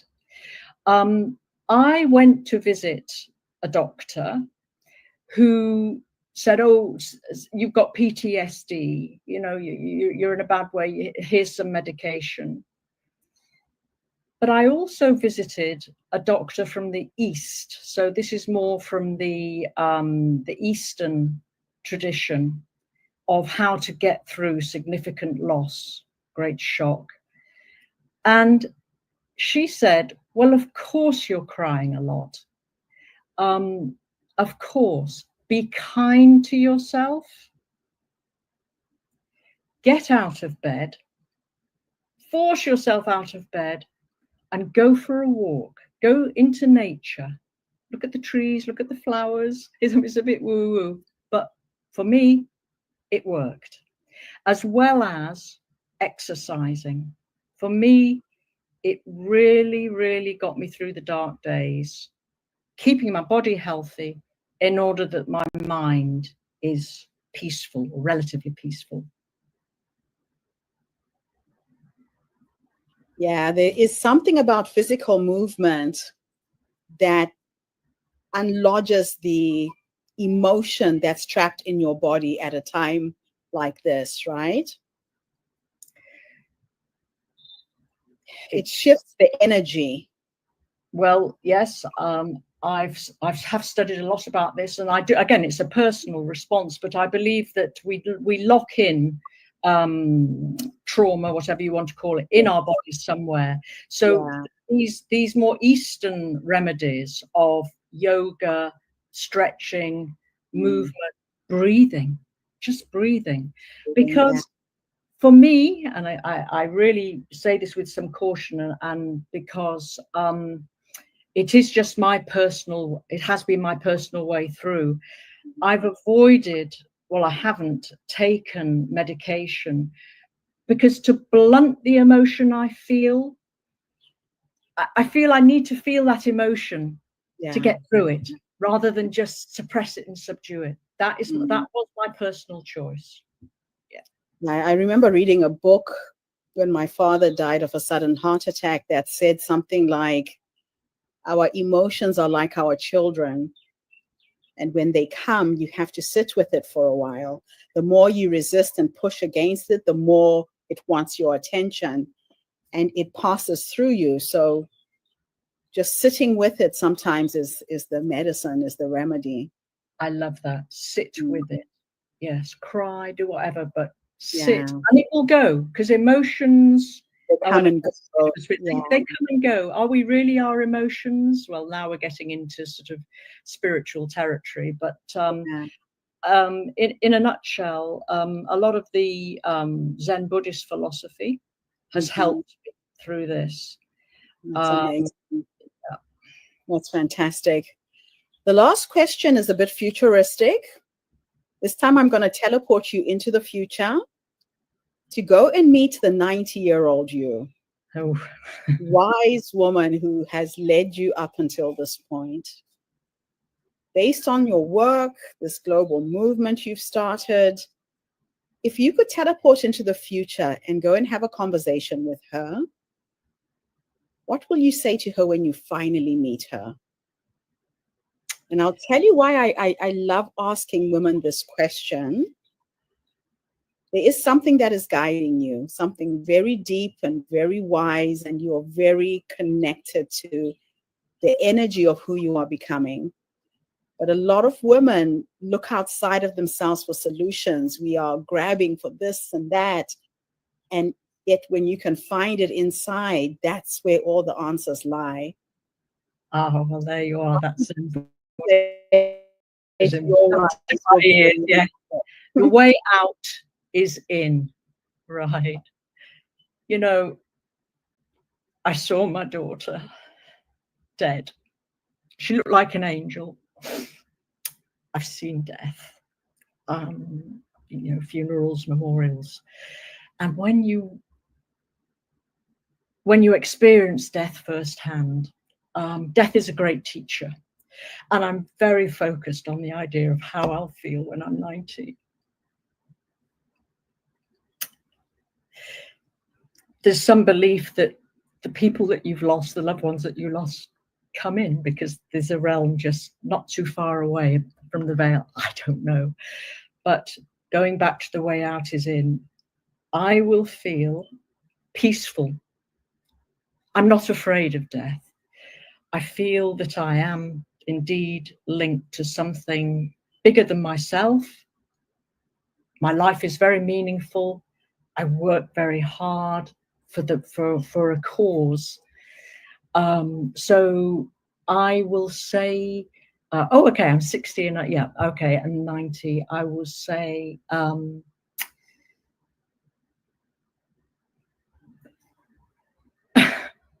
well done. You did your best. Yeah, and that Becky's button will be in every hand of every vulnerable woman on the planet by then. Oh, that's my dream. Yeah, yeah. Oh, Jane, thank you so much. I know it's not easy to put yourself out there the way that you do, but I think there's going to be a lot of healing that comes to a lot of mothers, sisters, husbands, wives, families who've experienced this kind of loss. There's nothing like losing your child. But I think if you stay focused the way you are on this work, you're going to do some amazing things. You're already doing some amazing things that are changing lives. So thank you for your work. Thank you for your work, Gertrude. I I'm honored to be on your podcast. I wish I could come to some of your events. I've looked you up. You know, you've got a variety of things going on, but I've got a really busy schedule this year. You know, and it's all meet in person sooner than you think. I'm pretty sure of that. So maybe one day, but at the moment, any travel that I do is related to my charity, Becky's Button, and yep, there's lots happening this year. So thank you very much indeed for listening and giving me this opportunity. It's an absolute pleasure, and thank you to everybody who tuned in today. The Her Story Circle is not just a podcast. We are a social impact movement that brings you the stories and voices of people from all over the world. We share these stories to uplift you, to inspire you, to energize you, but most importantly, to take you from where you are right now to where you want to go. So if you are a mother, a sister, a brother, a father, somebody who has experienced great loss, I think this is a story of inspiration. There's a few tips on how you can get through this phase. Don't try and do it alone. Create a community around you of people who understand what you're going through. Don't do it alone. There are people out there that can support you. And if you know someone who is struggling, that mom who is dressed in black, who's not leaving her apartment, who can't see the wood from the trees anymore, reach out to those people. That is a cry for help. Reach out in whatever small way you can. Sometimes you don't even have to say anything. Just check in on them every day. I just popped in to see how you're doing. You don't have to ask them anything. Just your presence is what makes a difference. Because I think a lot of people don't know what to do, Jane. They don't know how to comfort you. They don't know, they don't have the words. Quick comment, yes. And for people who avoid me, it's a little bit painful. Exactly what you said, Gertrude. Just a presence, no need to ask, no, just that you know and you acknowledge that you know, and that's it. That's all you need. Just sit and have a cup of tea with that person. No questions asked, even if you have to sit in silence, that is a lot for the person who's grieving. Thank you, Jane. I'll be back again tomorrow, everybody, with yet another amazing guest. In the meantime, have a fantastic day, morning, or evening, wherever you are in the world, and bye for now. Thanks.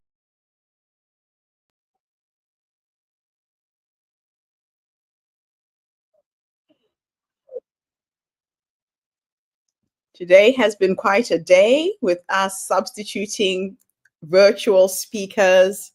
Jane Hong is an amazing woman, and I feel really honored to have met her in person. She actually came to Melbourne, where we recorded the video that I played in the beginning, and her work is absolutely phenomenal. So I will queue up our last speaker for this session. She will be with us in a few minutes.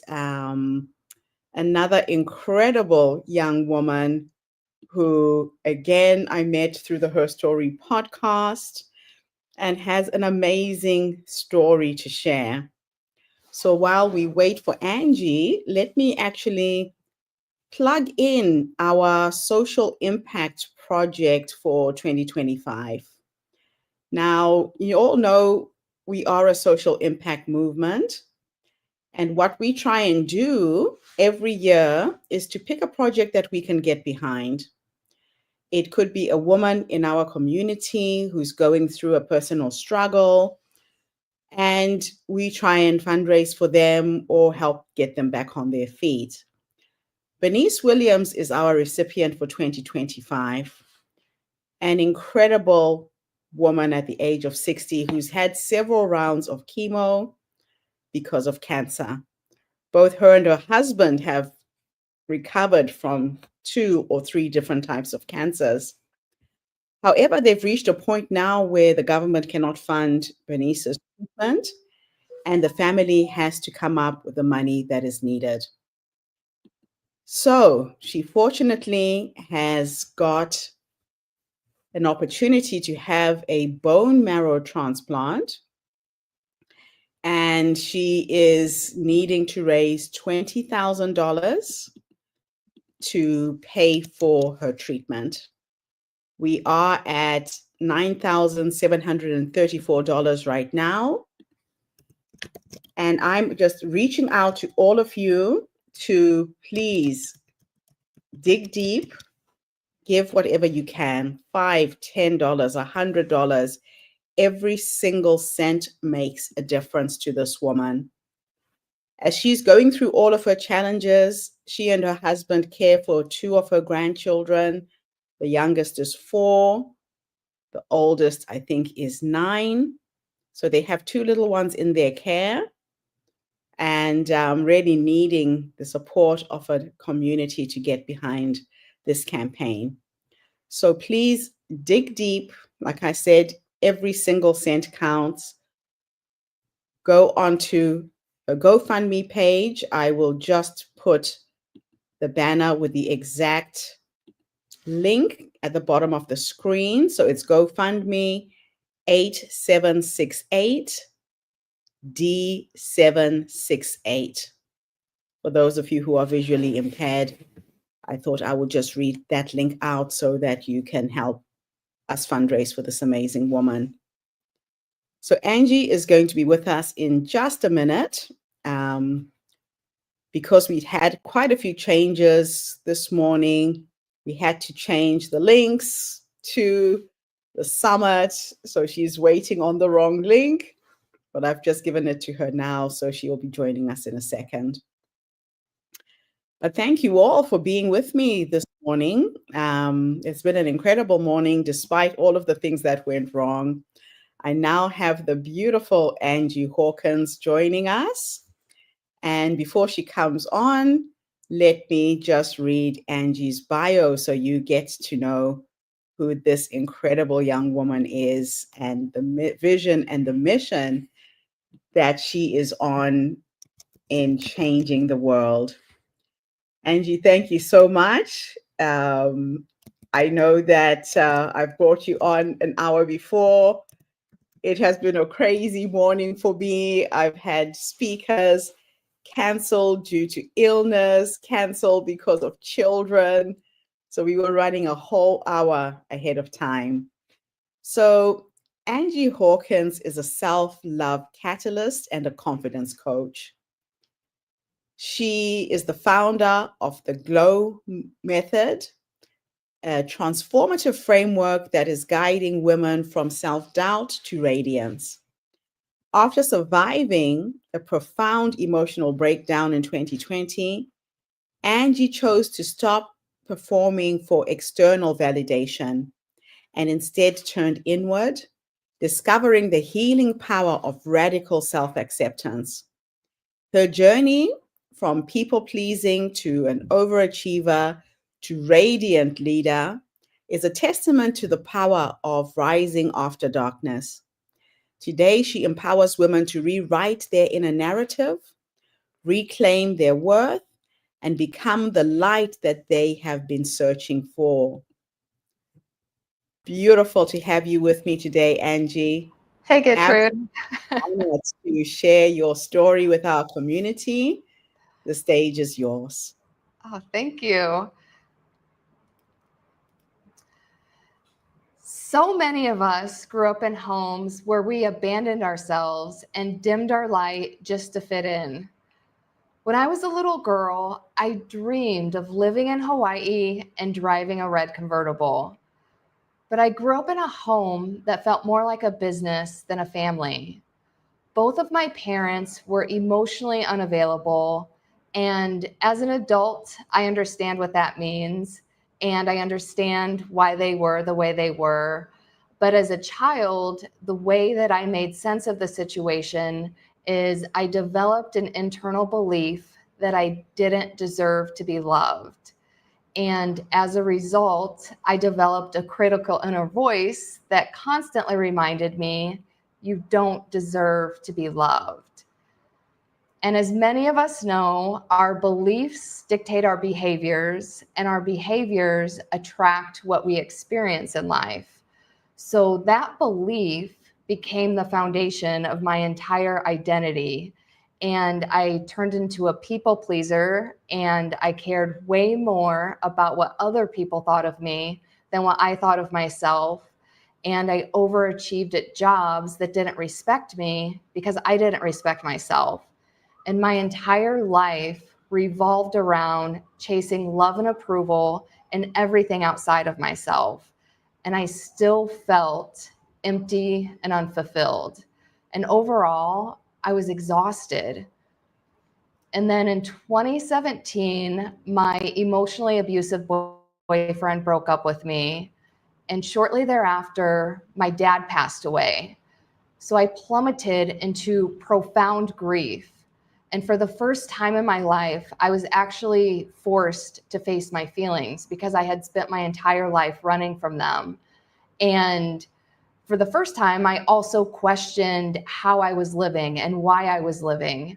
So I decided to move from Chicago to Hawaii, thinking that the dream that I had as a child might be the thing that healed me. But the problem was I was still searching for happiness in everything outside of myself. So I moved to Hawaii, and the island tested me.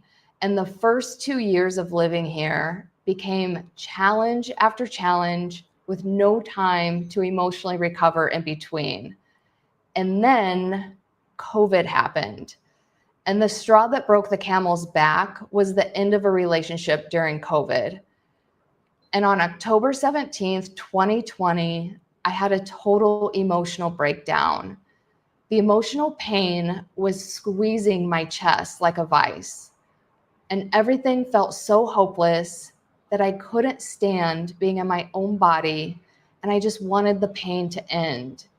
My life had felt so loveless and disappointing, and I honestly, at that point, I couldn't see any hope for the future. And the hopelessness and my inner voice were all consuming. And they told me, you don't deserve to be loved. You don't even deserve to be alive. And like many people who feel hopeless and worthless, I listened to the voice. And after the ultimate act of self-loathing, I spent a day and a half unconscious in my bathroom and another day and a half in the hospital. And after I was released from the hospital, I called a friend, and she responded with, "It's not your time." And a cold chill ran through my body because a lot of people don't get second chances with life, and I had somehow defeated the odds. So in that moment, I knew I had a purpose, and I was determined to figure out what it was. At that point, everything still felt very overwhelming and sensitive. It felt like I was walking around without skin on. And my only goal for several weeks was just to make it through the day because that's all I could handle. So I took baby steps, and I started with the first step. I decided to stop abandoning myself and finally choose self-love. And that's when everything shifted. I built my life back piece by piece, and in the process, I discovered what I now call the GLOW method. It's 4 steps that anyone can take to move from self-abandonment to self-love. GLOW, G-L-O-W. G stands for go back to your childhood and revisit your earliest experiences around love and worth and belonging to uncover where your patterns began. And this way, we can release outdated survival strategies that we developed as a child or a teenager, and then we stop performing and actually start being who we truly are. And the result is you remember who you were before the world told you who to be. L, light yourself up. Reignite your inner spark so that you feel magnetic from within. And during this phase, you reframe your limiting beliefs about love, success, and self-worth. You lead from your intuition instead of fear or shoulds. And you reconnect with your passions and your authentic self. And the result is you feel alive, confident, and then you naturally attract what's meant for you. O stands for overcome external validation. You end the cycle of needing others to tell you that you're enough.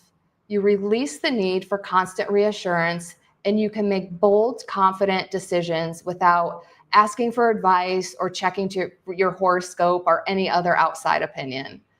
And the result is you become unshakable, because when your worth is self-sourced, then nobody can take that away from you, not anything externally. And W stands for welcome yourself back home. Fully embrace your radiance and live from your authentic essence.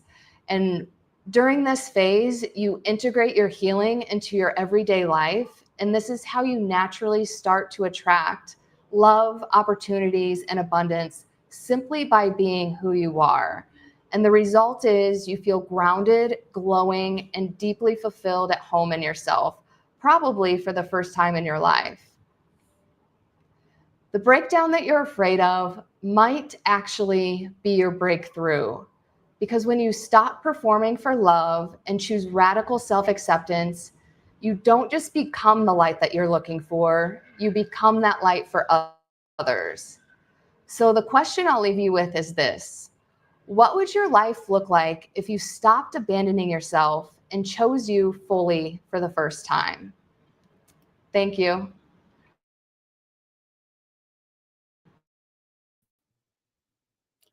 Absolutely wonderful, Angie. Wow. You know, you have been through so much, but you have taken everything you've gone through and really transmuted that pain into something beautiful. And I just love how you are now helping and supporting other women.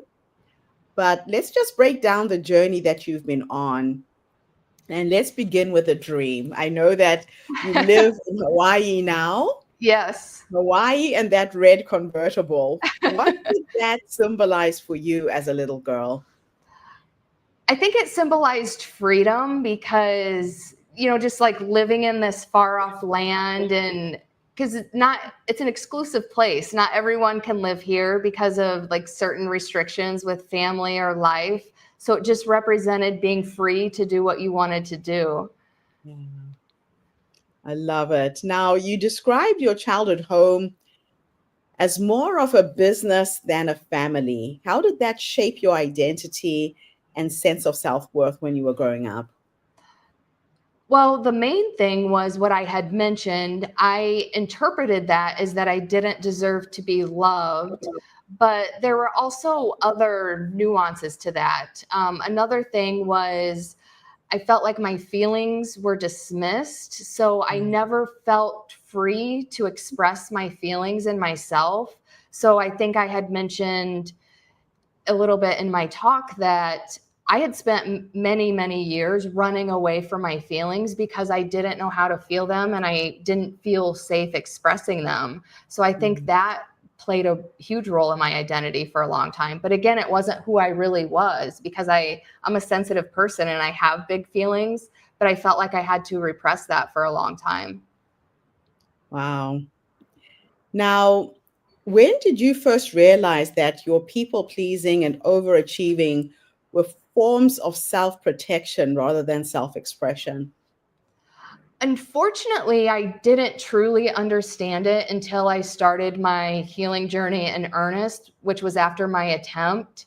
But I did understand, because I felt very like, when I think all people pleasers can relate to this. When you people please, you feel very resentful. And because you're giving your energy to things outside of yourself, it's also very exhausting. So I had all these feelings of like feeling exhausted and feeling frustrated and not feeling fulfilled, but I wasn't totally sure what it was stemming from, or even how to fix it, or if I could, how to even begin doing that. So there was just a lot of things I was unaware of. Wow. And a lot of people go through this, and like you're saying, you're not aware of it. So when did the awareness come? When did The you awareness came when I hit my rock bottom. So that's why I like to talk about this, because I think I think you feel it before it's actually there. For example, you feel resentful, you feel exhausted, you don't feel fulfilled. I think that's the biggest sign when you're not feeling happy and fulfilled in your life chronically. There's probably something wrong there because you're so disconnected from who you really are. So take us back to October 17, 2020. What emotions or messages were at their loudest in your mind that day?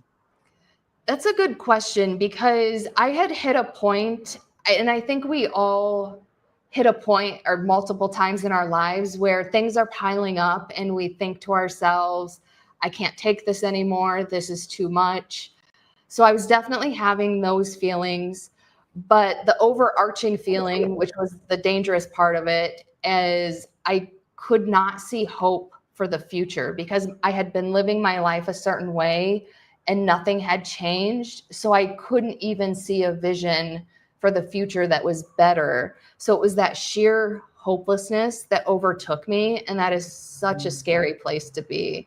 And I think other people experience this. So I like to talk about it because you're not alone, but there is hope for the future. Yeah, that's a scary place to be. Now, after your hospitalization, what was the first small act of self-love that started to rebuild you from the inside out? I mean, I wouldn't call it a small act because when I first got out of the hospital, I was at a crossroads because I actually felt worse than I did before the attempt. So there was a part of me that still wanted to end everything. But then when my friend told me it's not your time, it was so profound. And it was exactly what I needed to hear in that moment that at this crossroads, I made the decision, I want to get help. I want to live a better life, no matter how long it takes, no matter how hard it is. I'm willing to invest in myself and invest that time. So the first step that I took, which I actually think is a big step, was just that one decision. Wow. So tell us how the Glow Method was born and what is the download from spirit, or how did it evolve with time through reflection? Well, it's based on my own healing journey, but the concept behind it is we're all born with this light inside of us. And over time, society or family systems or whatever slowly start to dim that light. And then we conform. And that's how we live our lives in people pleasing and performing for things outside of ourselves. And again, when we're not in our authentic self, we're not feeling happy and fulfilled. And I feel like a lot of self-help is marketed as fixing yourself or changing, but the Glow Method is really about coming back and lighting, rekindling your light and being who you really are. So it's like you don't need to fix anything. You just need to find your light again. I love it. That's just beautiful. Now, what does it mean to you to go back to your childhood in the healing process? Well, there's two aspects to it because, for example, as a child, I had things that lit me up. Like, for example, I loved Hawaii. I wanted a red convertible. I also loved to write, but as an adult, I had stopped writing. So a big part of my healing process was I wrote and published a book because writing that book really lit me up. So there's that aspect of just finding the things that lit you up. But another aspect of going back to your childhood is finding how your behavior strategies originated, because a lot of times they originate from being a child or being a teenager. And as an adult, we're using these behavior strategies from that time period that aren't serving us anymore. So the other aspect of it is to go back to your childhood and figure out why you do the way you do so that you can learn to respond as an adult as you are now. Yeah. So how can women light themselves up after they've been in the dark for so long? There's a few simple strategies because it's hard to concisely explain because it is a journey. But I think one way that women really give away their power is not having boundaries. So really being able to set strong boundaries and stick to them is really huge, because boundaries are the highest form of self-respect. And when you Yes. respect yourself, that in itself will light you up immediately. So setting boundaries is huge. Another thing is I make my own rules for life, because I feel like society and your family and everyone else has these seemingly arbitrary rules that we're all blindly following, but I don't even know why we're following them. So for example, my number one rule for life is that I'm loyal to myself. I have other rules, like I don't sweep on things under the rug. I speak my truth.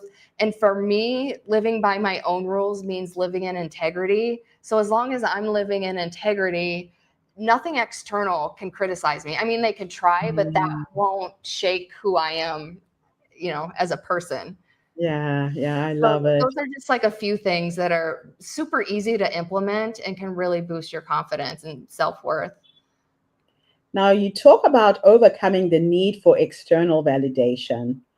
How can someone begin when they've never known anything else? Again, I'll go back. Boundaries are huge, because again, that teaches you self-respect, and it also teaches other people what you allow into your life, because it is scary when you first start setting boundaries, but then you realize the role that you were playing in your boundaryless life. Because when people walk all over you, it's because you're letting them. And when you start to set boundaries and respect yourself, people actually respect you more. And another thing is that I'm big on is developing your intuition, because we all have this magical power within ourselves, and I don't think we're harnessing it enough. We're like reaching for our horoscope, or we want to know everyone's advice, but there is not any person outside of you that's going to know what's better for you than you. And there's nothing wrong with asking for advice, but you have to be so confident in what's best for you that you can use a level of discernment when you are getting advice from the external world. So I would say boundaries and intuition are the biggest places to start when you're looking for that internal self-worth and not external validation. So why do you think so many women struggle to feel home in their own bodies and stories? I think a lot of women lose their identities, and it happens for various reasons. A lot of times it starts in childhood, but then as we have toxic relationships or even toxic jobs or friendships, all of these things are chipping away at our self-worth. And again, we're dimming our light and conforming to fit into these situations, and we lose all sense of our identity. But when you have such a strong sense of your authentic self and your own identity, like for instance, now, like I used to be the kind of person I hated being alone. I hated being alone with my thoughts. Now I love being alone. So I think a lot of women struggle with being alone because they've just lost all sense of identity, and they just can't stand sitting in that, which makes sense. It does. It does. I love it. So what was the turning point when you realized that your story would help light the way for others? What put you on this trajectory, this path?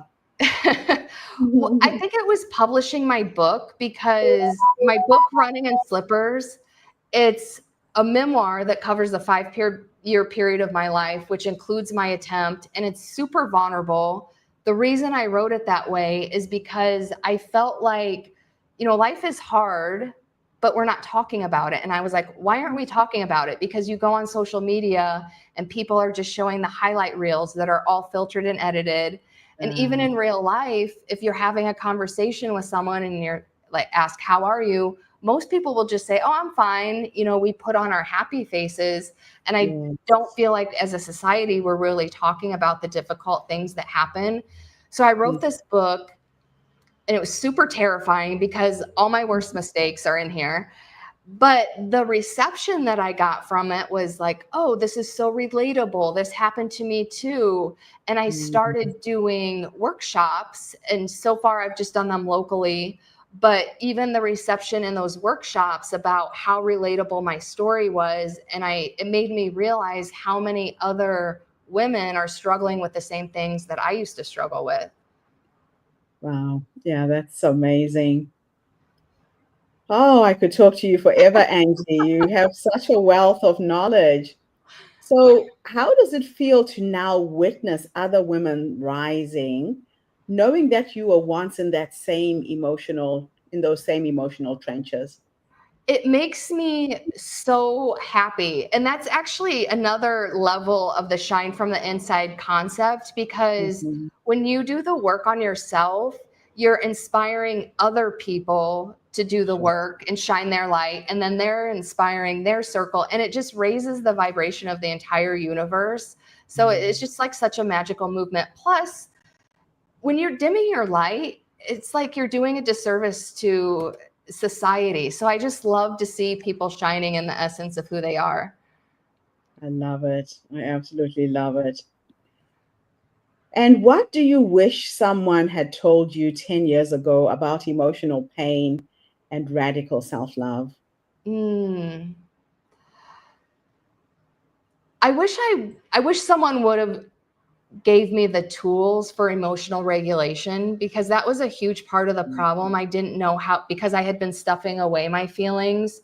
I didn't know how to feel them. But also in terms of self-love, I just wish I had someone to tell me that I was worthy, because for so long I didn't believe it myself.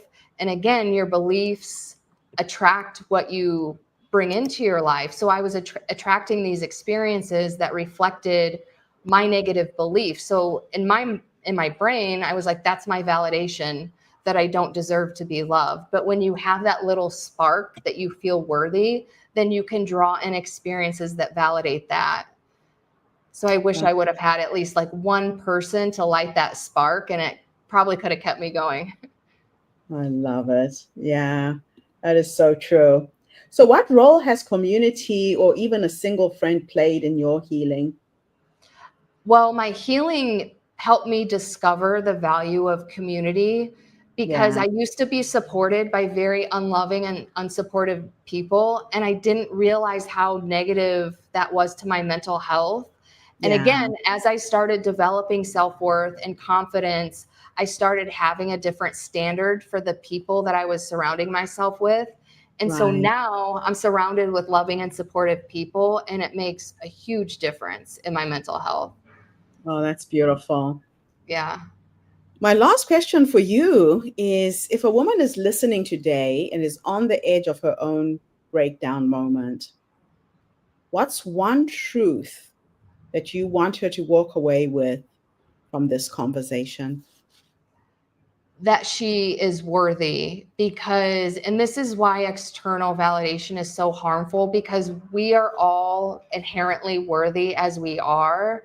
So that's just a truth. You don't need anyone to validate that. So it doesn't matter what your circumstances are or how you may even feel, you are worthy. Oh, I love it.